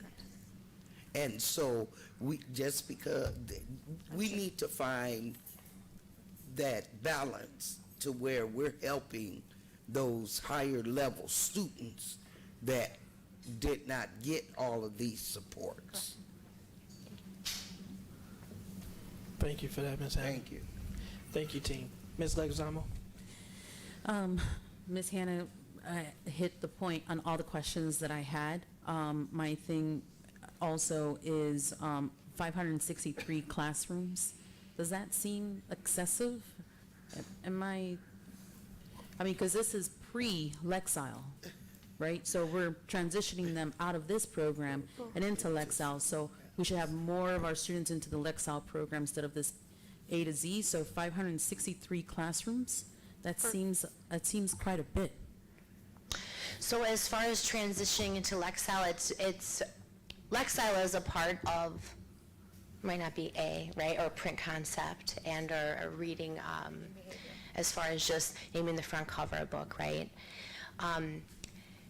But there's Lexile even within a T book, right? There's definitely a crossover. And so your question is, are the number of teachers that use it across the classrooms excessive? I feel 563 classrooms, and you're saying K to 5 for ELA, right? And that, let's just say each grade level has 2 classrooms, and that's 168 classrooms just in elementary alone, right? Give or take, right? And then we have it in middle for school, SL, right? For and Spanish. that middle school is only school. for bilingual, and that's not all of them, right? That's not your entire ELA. And then in high school is also in bilingual, so that's not your entire class. So I'm just trying to put these numbers together as to 563 classrooms. I'll get back to you, Ms. Leguizamo. Yeah, as far as the classrooms, and just looking at the renewal quotes, especially when I speak to them, right, within our team, it's usually the number of students. So I'll cross-reference, the quote that I uploaded into it, just so I don't have it visually in front of me right now. But it's really within a number of students. And so if it's the excessiveness of the classrooms, I'll most definitely get back to you. I think Ms. Patty had something to add. Good evening one more time. Just to clarify, Ms. Leguizamo, I think your counts, just doing the math, we do have many more sections at our elementary schools than just 1 per grade level. That was 2, right, per grade level. In some schools, we have up to 5 or 6, depending on the school. Like a Glenwood has a lot of sections at certain grade levels. Carmen has 4 or 5 sections per grade level. So at a small school, I would say 1 or 2 sections per grade level would be accurate, but that can easily start adding more once we have larger schools or increased sections. So those numbers may be a little bit more than your quick math that you have done. And then we definitely have high school sections that utilize it across many classrooms. We have many sections of different bilingual programming that utilize it, not just 1 grade level or 1 class. And just to echo what my board members have also expressed, right? My concern is renewing some of these programs that have been in our school district for a long time, And unfortunately, it looked like we started this, in 2020, I think I saw the first time we purchased this. We had Reading A to Z when I was a first grade teacher, and that was back in 2001. I remember that program when I was in school. And when we're looking at our data, our Illinois report card data, when it comes to reading, is this really helping? Is this really effective? Because it's not running its course, right? And I had the same question in regards to other programs and applications as we're seeing it at the end of this, the Illinois State Report Card. And this is one of the tools that gets us into the NWEAs that's at the Illinois State Report Card. So my main concern really is, the effectiveness of these programs. I don't want us to just keep on renewing these things just because it's easy to renew, right? I like a full-blown evaluation analysis of these types of programs and understanding, is it effective, right? It might be working in small pockets, but small pockets is not going to move the entire, when we look at the data, it's pretty alarming, right? And we know it's concerning. So, I just wanted to re-express that. I know it's already been said. That was where my concern is. In regards to approving this, this is another 1 year approval? Is that what it is? Yes. Yeah, I also think that we need to ask, Ms. Rysel Sanchez leads the academics. She's the director of teaching and learning, and she's the expert in the field, right? So they're asking you, is this still effective? Is this something we need? You are the expert in that field, so can you speak to that? Yes, absolutely. This is a tool that we need. This is a tool that we've had. We're currently, to your point, looking at all the programs, right, and supplemental and virtual, especially as was added into our fold over the pandemic. We are in the process of that right now, of pulling them, ensuring contracts, working with IT to do all of that. So our team is working very closely with that, so that things that we have that may be doing similar work, how can we track that effectively to narrow down and to pinpoint exactly where we need to add additional support. So exactly what you're saying, and it's really part of my job to do my due diligence to listen to exactly what you're saying, and in being in this role for a year now, I'm pretty clear. I think I have a pretty clear view of where we want to go, right? And so those things are in place. They do take time. They take a lot of people and a lot of crunching of all of that and the student work that needs to go into it in order to even see its effectiveness. So the short answer is absolutely yes. We need this. This is a part of our systems and how we have digital books within this. Now, if we have schools that have Mayan and Lit and Achieve and Newsella, now those are all things that we're looking at, to your point exactly. So it is not falling on deaf ears. It is the work that we're doing. We want to have this for you all so that we're not duplicating work and that we can really follow what is the most supportive of our student learners. Board President, I'm okay to support this for another good year.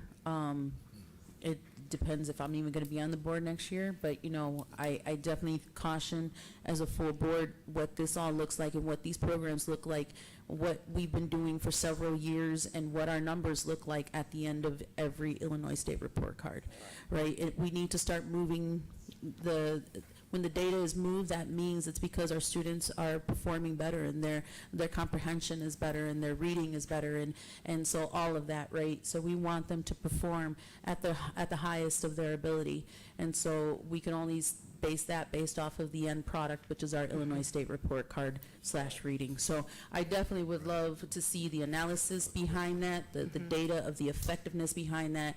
That's my ask, but I will go on ahead and continue to support this. Ms. Gonzalez?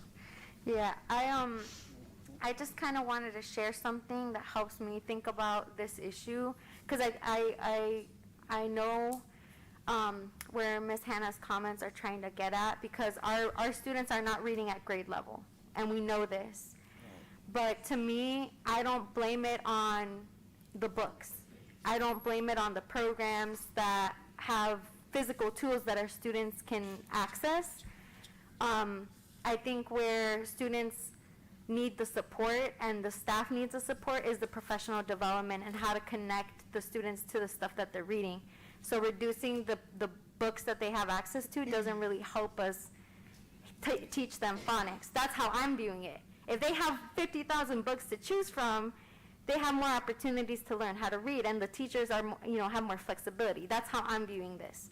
But I say that because, going back to the teacher who shared the books in her class and made that comment about how, there's a conflict with maybe what she has available and what she feels that she has support with and what she actually has as materials. Maybe something like this is something that we should reemphasize for her students and something available to her. I'm not sure. That's up to you guys. Absolutely. Talking with her hopefully after this session. But I needed to say that because I think we're thinking too much about the books, and no student is going to benefit from having less books and resources, which they can access 24/7. So that's what I wanted And then to say. really reading, if I may say this, and reading the tea leaves, if you will. It's really about that we're concerned for our students, right? If I'm really reading the tea leaves here and really hearing you, it's not about reading A to Z.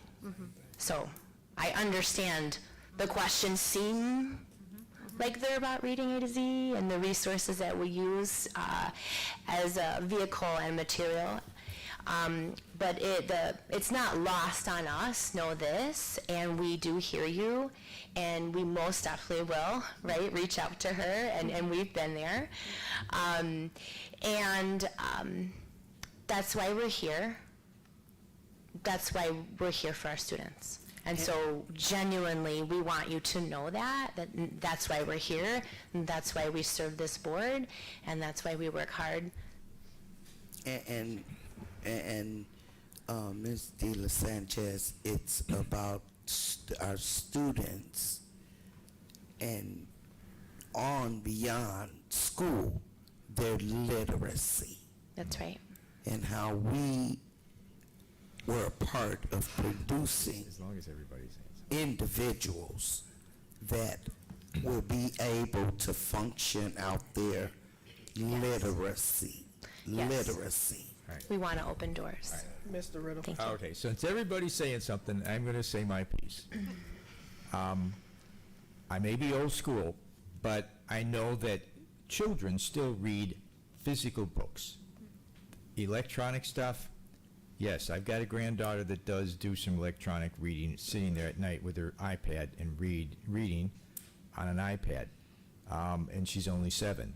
But mostly, she reads real books in her hands, and I read real books in her hands, and I know parents and grandparents can, if the children have a physical book, it's got pictures in it, they can take it home, they can carry it, they can, even it's Annotate it. Yes, they can annotate it, they can do a lot of stuff with it. And so some of our children apparently don't have enough physical books in their hands. I want to make sure that there's enough physical books and that our teachers have enough physical books.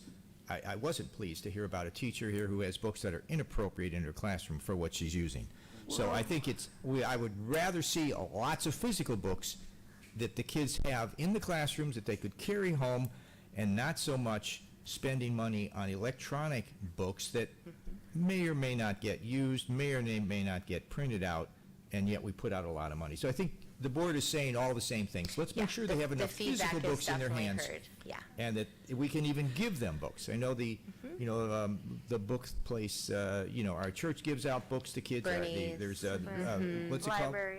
The library, but also that. I mean, and you see kids mostly reading physical books in their hands or pamphlets. They talked about the old SRA. They were little teeny books. Yeah, that that's how encouraged reading kids AZ as well, is. because It's a that, big book yeah. is awfully hard for a kid who's poor in reading.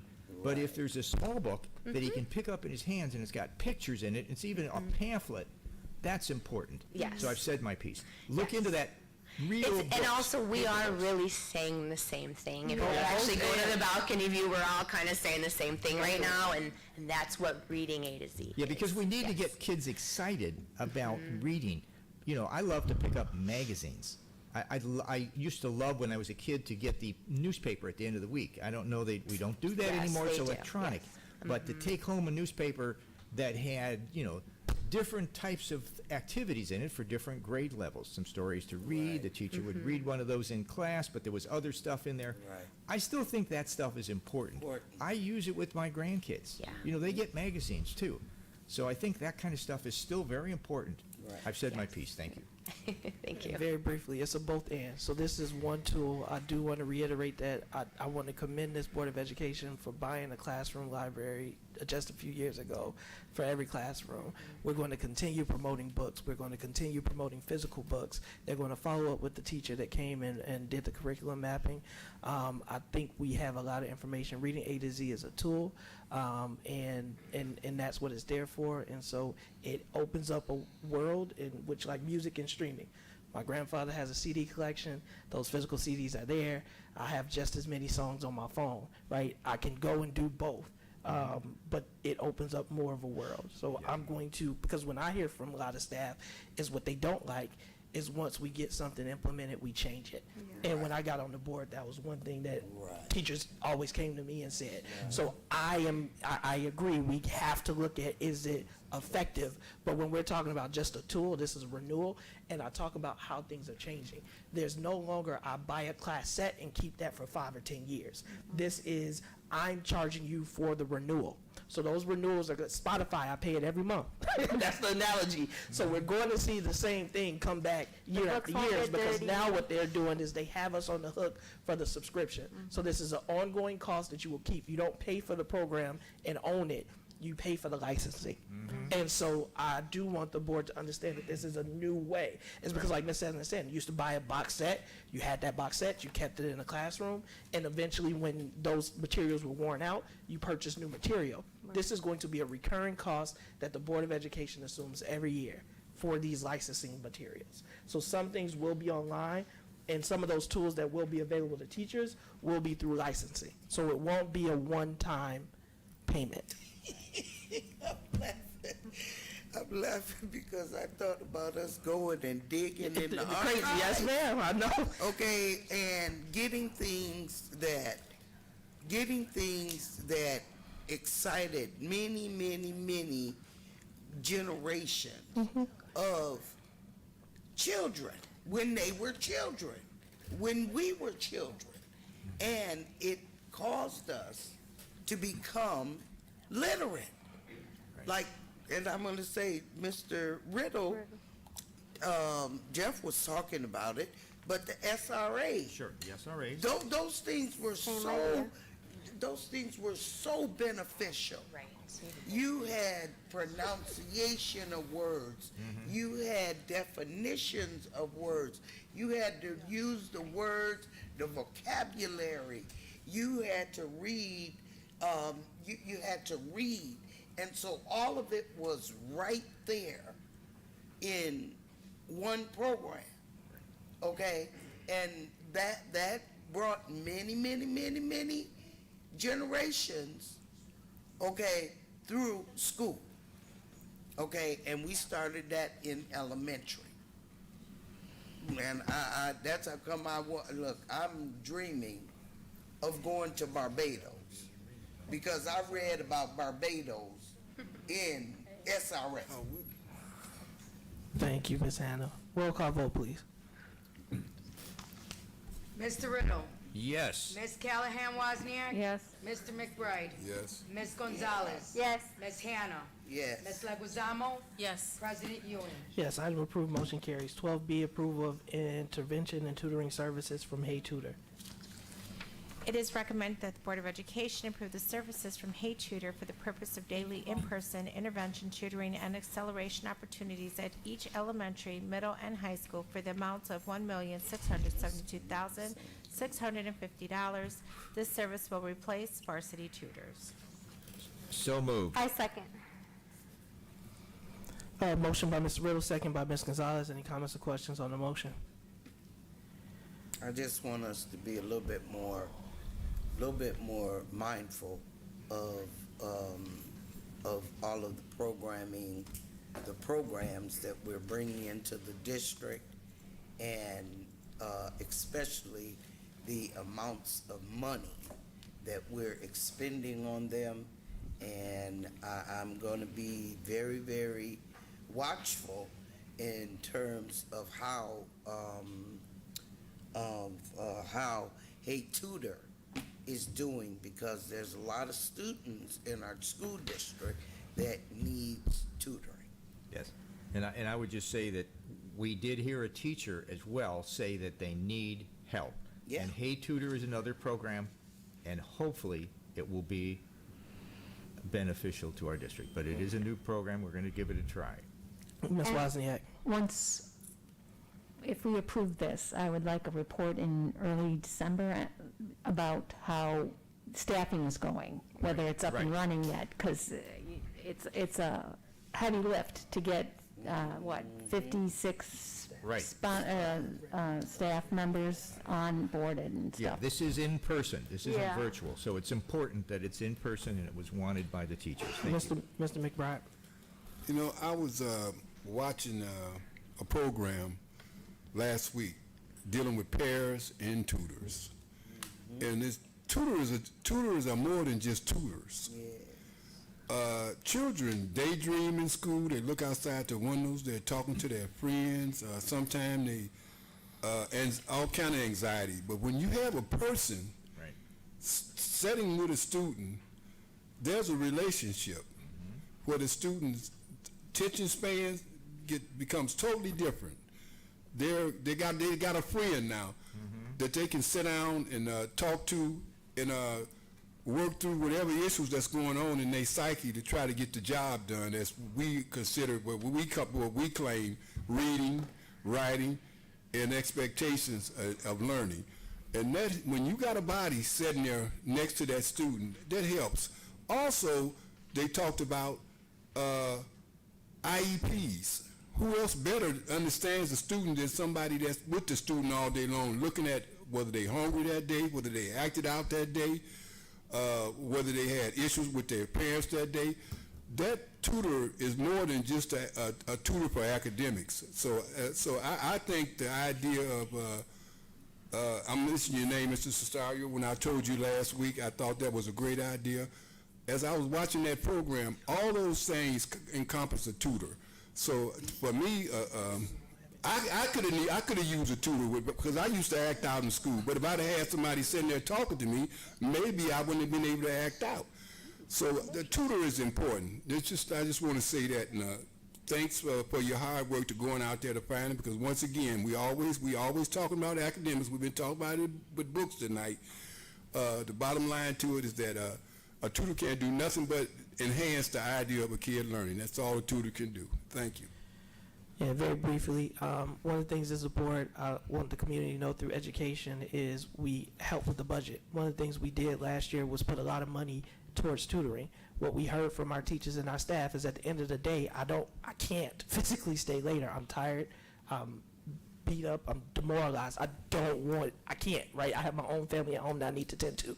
So while we set money aside, one of my frustrations was we still had that money sitting there. And Deputy Cesario was very transparent about why that was. So I commend them for going out and finding the service. And I thank Ms. Wozniak, because again, it doesn't matter how much money I reserve. It doesn't matter how many positions I approve. If we can't staff the positions, if we don't spend the money, it does our students no good. So while it is $1.6 million, I think it's $1.6 million well spent. And I want us to continue to make sure that we are offering it to our staff first. But when we can't, or they can't, or we don't have enough, we still have to provide these services to our students. So thank you to those who researched it. Roll call vote, please. Mr. Riddle, Yes. Ms. Callahan Wozniak, Yes. Mr. McBride, Yes. Ms. Gonzalez, Yes. Ms. Hannah, Yes. Ms. Leguizamo, Yes. President Ewing. Yes, item approved, motion carries. Mr. President, I am asking, and I don't look at time, but I'm trying to get to something. What? Anyway, I am asking, with the concurrence of the board, if we could take items 12, C, and D together, because we heard, we talked about these at the committee meeting. Operations. the committee meetings last week, and So we have a motion, Ms. Hannah, to approve item C and D. And then I heard second from Ms. Gonzalez first. If there are no questions, as Ms. Hannah stated, and no one opposes, roll call vote, please. Mr. Riddle? Yes. Ms. Callahan Wozniak? Yes. Mr. McBride? Yes. Ms. Gonzalez? Yes. Ms. Hannah? yes. Ms. Leguizamo? Yes. President Ewing? Yes, items approved, motion carries. For the record, 12C, approval of contract amendment to the Master Cooperative Procurement Agreement with Johnson Controls, Inc., and D, approval of agreement with Conserve FS for bulk salt. Board Yeah, President, that's could we for the take, wintertime. could we take items A, B, and C of 13 together? Is that your motion? So, Mr. That's my motion. And we didn't on the last one, and we don't have to, but I'll read it for the record. Superintendent didn't read all of the recommended actions. It's not required. It is our normal policy. They're there to present it. The board saw them. We had the motion. We voted on it. But for this, I'd like to do it the way we normally do, which is 13A, EPIC Program Parent Facilitator position, 13B, Personnel 9/27/2022, and 13C, Appointment of Board Hearing Officer. Superintendent, you'll read all three recommended actions, and then the board will vote in a single action. It is recommended that the Board of Education approve the creation of the EPIC Program Parent Facilitator position at an estimated salary cost of $45,000. Sorry, we have a question from Ms. Wozniak. Did you read C and D? No, I acknowledge that. Okay. Yep, so we voted on it.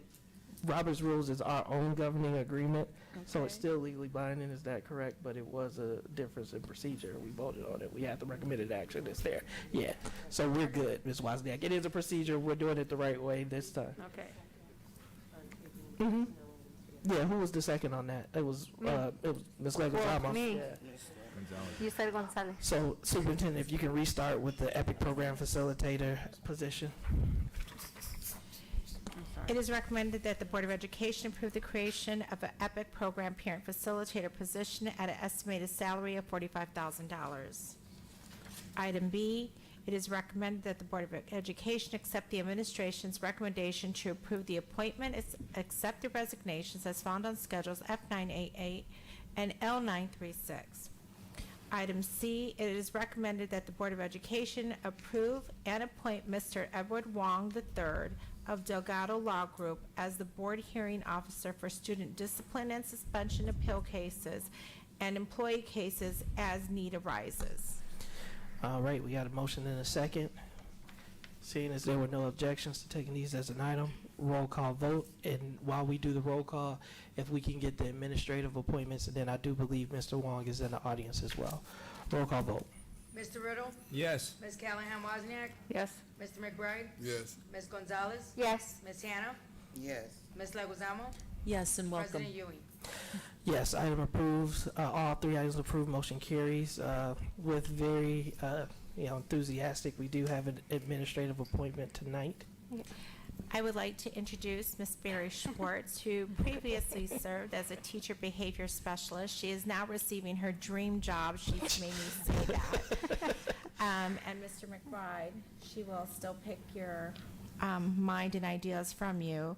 She will now serve as the manager of diversity, equity, and inclusion at Lincoln Center with a starting salary of $64,000. Congratulations, Mrs. Schwartz.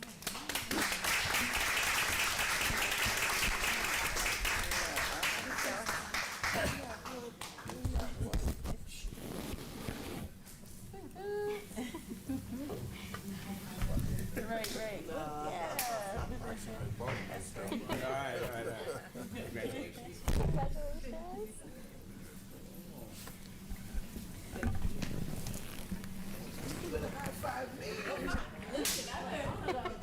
That's right. Congratulations again. I don't have anything. Yes. And Mr. Wong, if you be, we want to welcome you to the district. The board wanted to put a face to the person. Mr. Wong will now serve as our new hearing officer. Congratulations, Mr. Wong.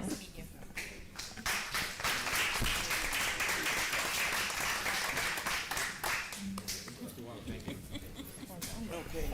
welcome. Superintendent, Ms. Hannah. I'm sorry, go ahead.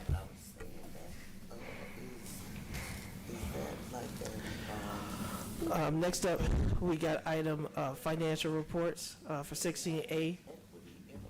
Ratification of second processing of September 2022 board bills, manual check request payments, and Old National Bank insurance payments for the period of September 7, 2022 through September 20th, 2022. It is a recommendation of the administration that the Board of Education ratify the second processing of board bills for September 2022 and manual check request payments and Old National Bank insurance payment for the period of September 7, 2022 through September 2022. The accounts payable board September 7, 2022 through September 20, 2022 payments total $1,892,188.95. The manual check request payments for the period of September 7, 2022 through September 2022 total $1,113,778.77. The Old National Bank insurance payments for the period of September 7, 2022 through September 2022 total $0. I motion to approve. Motion by Ms. Gonzalez. Second. Second by Ms. Wozniak. Any comments or questions on the motion? Roll call. Roll call vote, please. Mr. Riddle? Yes. Ms. Callahan Wozniak? Yes. Mr. McBride? Yes. Ms. Gonzalez? Yes. Ms. Hannah? I'm going to pass. I did not get an opportunity to look at this this time on board docs. Thank you, Ms. Hannah. Pass. Was Ms. Hannah? Ms. Leguizamo? Yes. President Ewing? Yes, item approved. Motion carries 6 with 1 pass. We are at committee reports. No committees have met for the sake of time unless there is. The council, but no comments. Huh?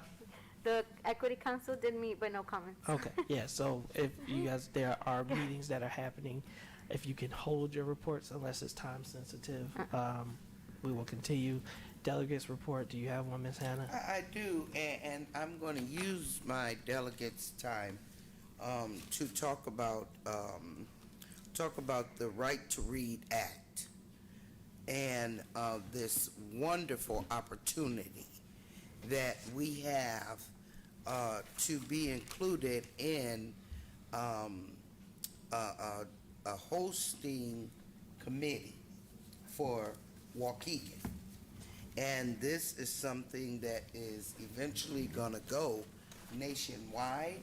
I do want you all to see the information that was sent to me, and I'm going to have the board president have Nick send this thing to you. But my ask is, and I've already sent it to Dr. Sario and the superintendent, but I want the board to see this, and this is a wonderful opportunity. It's something that will be positive for the school district, where we will be hosting. My ask is that we host a like a movie watch that we will, it's going to be by invitation only from the producers of this documentary. And this is in conjunction with the Illinois Literacy, Early Childhood Literacy Coalition. And they're getting districts around, at this point, around Illinois to be host committees where everyone would come in, and whether we use the Trap Auditorium, whether we use the boardroom, but we will watch, everyone will watch the documentary regarding right to read, okay? And the coalition that I'm working with, we are in the process of drafting legislation that will help with students learning to read, literacy, but not only children, but literacy across the board for everyone. And so I think this is a great opportunity for our school district, and I am so hoping that that we will be able to do this. The watch party, I'm gonna call it that because people like that. It would be on November 29th. That's the screening.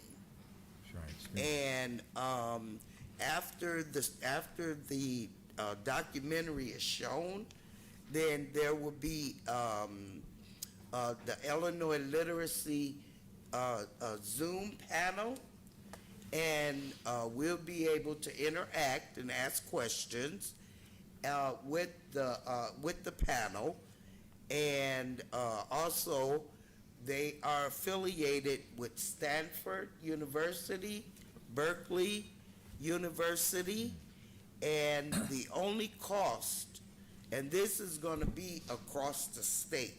It's just not going to be here in Waukegan. Everybody's going to be hooked up all at one time. And let me see, there's going to be a panel discussion over the Zoom about the documentary and what was there, the points, all that stuff. But And I'm when sorry, it all Ms. Hannah, boils down what's to the it, date and cost? oh, okay, I'm getting the date of the of the screening for the host committee in Waukegan is November 29th. It's a Tuesday. Yeah, and What time? It is that I'll have to get back with you because they're still coordinating things, okay? But the only cost of this this little event is for $200. $200, and that's for the producers. Okay, and I just think that this will be something positive for us, and when we could have our name associated with first some state legislation, and then on to national legislation. I mean, come on, we're doing pretty good. Yeah, Right. so we There's got the date and the time. And there's a whole bunch of information on the righttoreadfilm.org. Yeah, I'm going to You can go on that, yeah. Oh, you got it? I got it here. The So, right yeah, to yeah. read a film.org. Go to the Yes. website, you can get a lot of information. Absolutely. Yep, so good And information. even watch the trailer. You can watch the trailer. Yes, absolutely. So good information, proud of the work that Ms. Hannah is doing on this committee. And again, she's presented it to the administration, and she does want, to review and at least decide so that they can figure out what we're doing and get it scheduled and on the calendar. So administration is aware. You sent that to Deputy Cesario, and him and the superintendent will confer. When we have further information, it'll be released as well. And one of the big things is that I am gonna need like names, and we have a meeting, I think maybe, I don't know if it's this Thursday or next Thursday. Anyway, we have another meeting, and I will know exactly how we are to get the names to the producers, because it's invitation only. And yeah, I already invited us, okay, the board. And it's for the administration. Unfortunately, at this time, and I'm just going by what they have instructed me, it's not open to the public yet, and so they want administrators, board members, and like community and like an agency, a specific agency. Right. What about like our teaching instructors? Yeah. Yeah, I don't know, teachers are invited. Right. The film itself is going to be released in the spring of 2023. So right now, as Right. Ms. Hannah's saying, it's a screening, it's a pre-screening. Right. And of course, they want your comments afterwards. Right, absolutely. Right. Absolutely. Looks good, Ms. Hannah. Thank you. I Yeah, hope so that we can do this. I think the administration heard you. They'll look into it, and I think it'll be a good thing. So we do have a superintendent's report, 17C. At this time, I'd like to ask Dr. Knoll and Ms. Fields to come up. This is exciting. Thank you. Good evening, Superintendent, Board of Education, colleagues, and community members and staff. It's been a couple years since we presented to you on the Illinois State Report Card, so we're just going to give you an overview of what's to be coming to, in October, report cards when the report cards are released. For the last 2 years, we've had different variations of the report card. We've had different things that the state has put in place where different metrics were calculated, some were not calculated, et cetera. So it's good to be back in a spot where we can actually have a full report coming to us here shortly. So in terms of where you can find it, you can go to IllinoisReportCard.com and you can look up any school, any district in the state of Illinois. So if you type in Waukegan CUSD 60, the entire district report will come up. If you type in Glen Flora Elementary, that particular school report will come up. So you can filter it any way you choose. Next, please. So what's on the report card? When you get in there, you'll see, this is kind of the home page. You'll see multiple bars on the left-hand side, or tabs, I guess, that you can click on those different things. And I kind of listed them there. So academic progress, for example, if you click on that, there'll be a number of metrics that fall underneath that category. District environment, and so on. Students, accountability, teachers, administrators, district finance. The report card really has expanded over the last 5-6 years. They've gotten very comprehensive with what they provide for the public to see about different schools and districts. So all the information is there. When you click on these tabs, you'll be taken to other thumbnails that you can even go deeper and click on all different types of metrics related to our district and our schools. Next. So just a real quick rundown of where we've been the last 3 years. 2018, 2019 was the last time that our schools actually received summative designations, okay? So it's been 3 years roughly since we've received those designations. Since that time, our schools have held on to that designation over the course of the last 3 years. The designation that they had in 2018, 2019 continued to carry over for the last couple of years, except for this year. This year, we will be getting new designations based on data. So in 2019, 2020, there was very limited data. As you know, we closed schools in March of that year. The state had a lot of the metrics, but they didn't have a lot of the assessment data because a lot of our spring assessments happen in March, April, May. So they didn't have assessment data for 1920. So no summative designations were received by schools or districts. 2021, we also had limited data. This was our hybrid year. As you remember, some schools started the year hybrid, some schools started the year remote, districts were all over the place.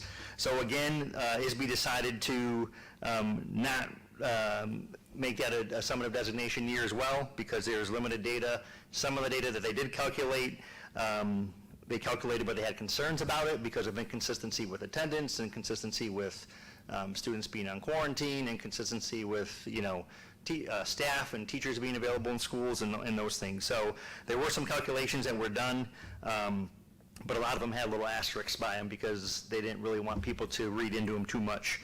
So this current year, 21-22, this is going to be the first time, again, like I said, where all data will be available and every school in our district will receive a summative designation.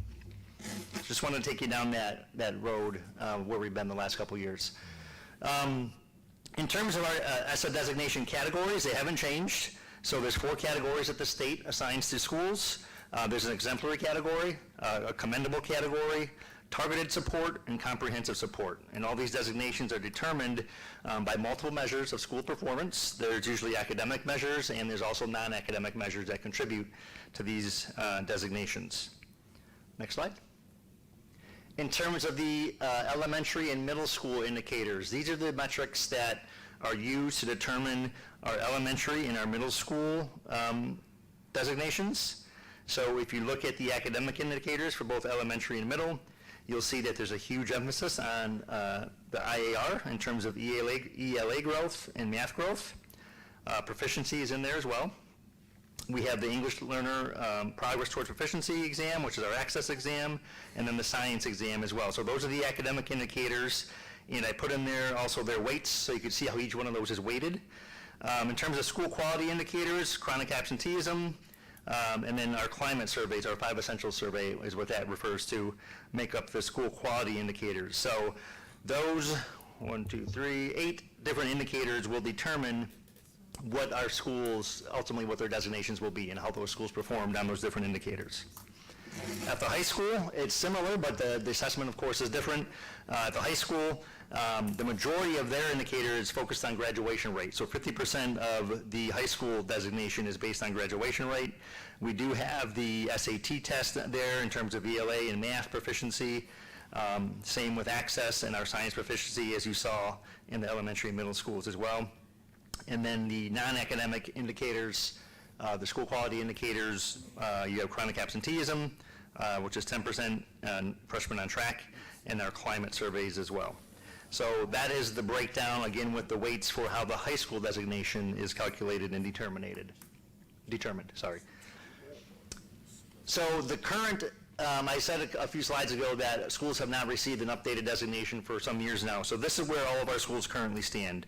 We have one school, Clark, that falls in that exemplary category. We have 12 schools that are in that commendable category, and then we have 8 schools that are currently in our targeted category, and 0 schools in our comprehensive category. Question? Yes, sir. We got one exemplary, right? Yes. And I see our Blue Ribbon School in commendable. Yes. How come McCall is not in exemplary? So going back to those indicators that I just shared for the elementary and middle school ESSA indicators, so that slide, that's how schools earn their designations. Blue Ribbon has a completely different set of standards that they look for when they're acknowledging or awarding schools with a Blue Ribbon determination. They look at closing the gap, Say it again? closing the achievement gap. Yeah. So there's different standards there that are measured in terms of, Blue Ribbon is a national thing, right? Blue Ribbon Schools is a national thing. These ESSA designations are state. These are state designations. And these also designations were prior to the pandemic, so I don't know what these are going to look like coming after, but that will be the indicator of where our focus, our targeted focus needs to be to get back our schools where they're at and start moving them over. Because as of now, you can see we had no schools in comprehensive support, which is that last tier. Coming this year, based off the trajectory that we see the data, that could change, but this is that year that we're really targeting to get them all back to where they were.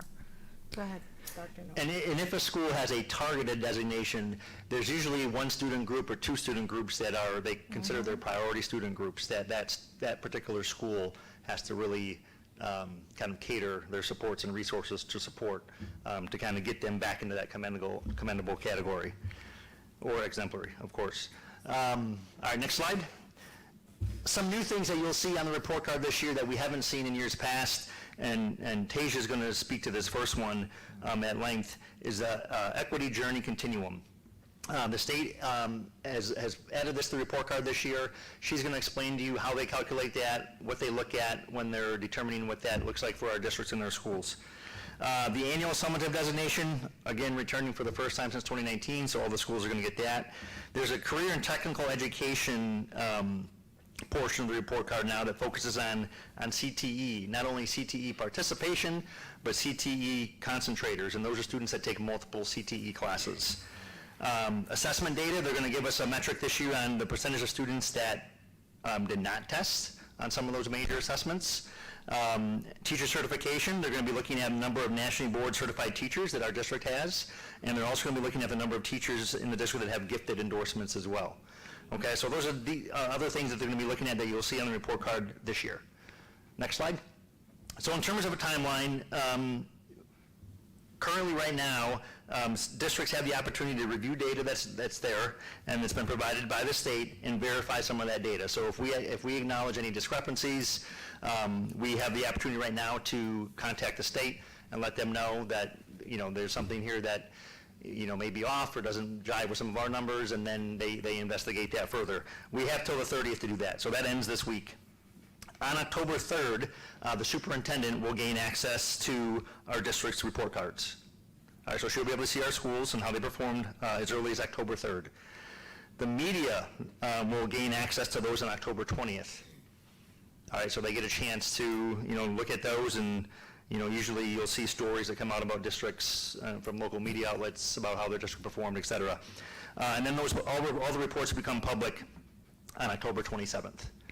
For everyone to see. So on October 27th, they'll become public, I think 9 a.m. Central Time. They'll become public for all stakeholders to see. All right, at this point, I'm going to turn it over to Tasia, who's going to walk you through that new metric that I mentioned, the ISB Equity Journey Continuum. And before, yeah, there's the superintendent question. On October 3rd, you're going to have the information. I really would like to request that that you bring the information to the board before it's released to the public, so that we will be aware of what the public is going to hear. And we'll be able to address the public. You understand what I'm asking? I do understand. I'm going to need to look into embargo and everything else, because there are confidentiality clauses once that comes out previously. I don't know what that looks like this year. But I do hear you, Ms. Hannah, and we'll figure out how we do that, or what's the earliest date we can do it. But you do have the commitment that the board will be able to see that before we go public, right? There is that time frame. I can speak to it briefly. So yes, they do embargo that data until it becomes public. I understand. So the superintendent, it's really her preview only before anyone else. So the superintendent's going to have a chance to possibly discuss with their board or share with their board. Right. But the information is not available to the public at all. And I guess I'd have to find out if the board is considered public. I'm assuming you are. We'll look into it. So I'll look into it. I'll contact the state and find out. Right. Okay. Okay. Thank you. Yep. All right, good evening, everyone. My name is Tasia Fields, and I'm the Director of Equity and Inclusion, and I'm here to share with you about our new ISB Equity Journey Continuum. Next slide. It's a very exciting time for ISB to bring out this continuum. We know that our state has a commitment to equity, as well as our district. We've already started doing a lot of this work. When ISB adopted their strategic plan in 2020, equity was a big part of it, and this actual continuum came out of that plan. I do want to mention that I had the opportunity in 2021 to participate in their pilot of this continuum. So I have been able to give the state feedback as they were developing this tool. The Equity Journey Continuum is an informational tool for districts to track their progress toward closing the gaps in student achievement, opportunities, and support. So this tool will lend us data to look through how our district is working through an equity lens. Next slide. The continuum consists of 3 areas, so you'll have student learning, learning conditions, and elevating educators. And that's also aligned with the strategic plan. The data elements in this continuum are measurable. The data is reliable and statewide data that we already use and is already collected and verified and reported to ISB. So this, the way that we're scored, it's not with any new information. It's all with the current school report card data. So I'm just going to tell you a little bit about the 3 areas and what data that they're looking at when they are conducting the results. Next slide. So the first area is student learning, and this is where they're really looking at academics gains made, how our students are performing. Next slide. And so what you see here are some of the data elements that will be looked at under this area. So they're going to be looking at the kids assessment, a variety of our student performance data, graduation rates, and our access to high quality curriculum. Next slide. The next area is learning conditions, and this is where they're going to be focused on our learning environment and how equipped we are to meet the not only academic needs, but those social and emotional needs of every student. Next slide. And so this data is where they're looking at that 5 essential survey data. So they're going to be looking at the response rates, the climate survey, and that discipline data. So that will include expulsions, in-school suspensions, student attendance, and site-based expenditures. Next slide. And then the final area is elevating educators. This is where we'll take a really deep dive into our populations. Next slide. The data pieces that they'll be looking at there is the ratio of educator to student, their racial breakdown, demographic comparison, again, admin to student, teacher education experience and experience and student, and the teacher evaluation system as well. Next slide. So if you look at the 4 steps at the bottom, this is how the data is going to show up, right? So the first step is you get well, it's not numbers, it will be dots like this. So the first one is large gaps in equity, the second one is moderate gaps in equity, the third, small gaps in equity, and the fourth being minimal gaps in equity. So now this is just a snapshot of the district's current step, but it will be under these 3 main areas. So if you look at this slide here, this is a sample of what it's going to look like. So as you can see, the bottom dark blue and gray box, you see those areas along the left side, student learning, learning conditions, elevating educators, and then across the side, you will see the ratings as indicated in each step. So that's where you'll see the dot and how our data looks. The one thing that's really exciting about this new continuum is if you see in the red box, there's an area there for a district equity narrative. So that's an opportunity for myself and the team to really share about some of the work we've been doing as regards to equity. So I can speak to our school-based equity facilitators, the equitable school walkthroughs that we're doing, the equitable policy reviews that we're doing, and our equity assessment. So we have that place to give a snapshot, to go a little bit deeper, speaking about the things that we're doing here as a district outside of just the data points that we're given here.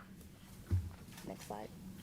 And so this last page is just a link of some resources. That first link is the link to the school report card. ISB has provided several presentations and information about the continuum. You can find that there, and then there's a frequently asked questions document that is linked there also. That is all I have. Any questions for either of us? Yeah, I got a question. Based on all the information you just shared with me and all the areas of expertise that we're going to be looking at, I heard those expertise. To your point of view, what kind of grade do you think we're going to get? That's a tricky one. You know. No, it's not tricky. No, it's not tricky because we got a lot going on tonight. We got a lot going on.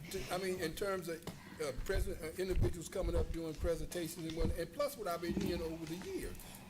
Just with Dr. North, what you said about the schools, one that was comfortable and one that's equitable. So my question to you is, from your point of view, being in your disposition, what, 2 years now or 3? This is starting year 3. The question, I think it's valid. You should be able to answer that. Well, it's hard to answer because I've kind of seen it. So, you've seen it? I think you can't answer it, that's fine. Yeah, I don't think she can answer it because it's a new calculation for the report card, that's I could see why that's hard, Tasia. But I think what Ms. Fields can speak to is that regardless of what it is, she's going to see that improve. Just tell me what we could do better. That's a good answer. We're doing it. We're doing it. Because we already have so much to fill in the narrative. I mean, I've been on the calls with other districts. they're not there yet, you know. So we're ahead of the game when it comes to this, especially being able to participate in the pilot. I was the one that was there giving feedback on behalf of our district around what data elements that we do have. I asked questions around, well, what does this look like when it comes to climate, you know? Or they asked, well, what type of data do we have? So I've been able to give a lot of feedback around the structure of this tool, and I am excited to have it. But the ratings, they're very tricky the way that they're calculated. So I would encourage you to go and on the website there and see how they calculate the numbers. They're very intentional about not using actual percentage points because it's just kind of mind-boggling. So they came up with the dots as indicators. So it'll be easier to read. I got a question. I love you too. Just Ms. quickly, Sanders? it's not gonna be long. Okay, our lowest struggling group. Mm-hmm. What are you all planning for that? I'm not making a comment. I am asking a question, and I will expect a answer, okay? Maybe at student achievement, okay? Because we're not gonna keep, you know, leaving that large gap of our lowest achieving students not discussed, okay? We're in complete. I need to know. We're in complete agreement with you, Okay, Ms. Hannah, and we okay. will have those discussions. Okay. It's 10 o'clock right now, and I think we're all mentally fried. Yeah. But we will be intentional in the conversation and bring that back to you. Okay. And okay, we done. After we got one more thing, 18 information items, itemized compensation report Thank you. for Public Act Thank you. 96-0434, SB 2270. It's just information. So that's been presented. There's no vote. It is 10 o'clock, and to honor the board agreement, I'm going to ask that we call for a motion to Wait, adjourn. can I say something first? Motion, I'm sorry, Ms. Hannah, I'm an honor. We done talked so much tonight, we good. We got a motion from Mr. McBride. Second from Ms. Gonzalez. All in favor signify with aye. Aye. Any opposed? I'm opposing only, but we gonna go, but I still oppose. You can stay here, Ms. Hannah. And what I do want to say, and I'm sorry, we do, I want to recognize Ms. Fabian, so we're going to do the same thing. This is her last board meeting, and she'll be, you got another board meeting? Yeah, she has another board meeting. It's Okay. not her last Not her one. last. So Never mind then, I'll take it back. Hold that. All in favor signify with aye. Aye. Any opposed, nay. Meeting And I adjourned. had wanted to talk a little.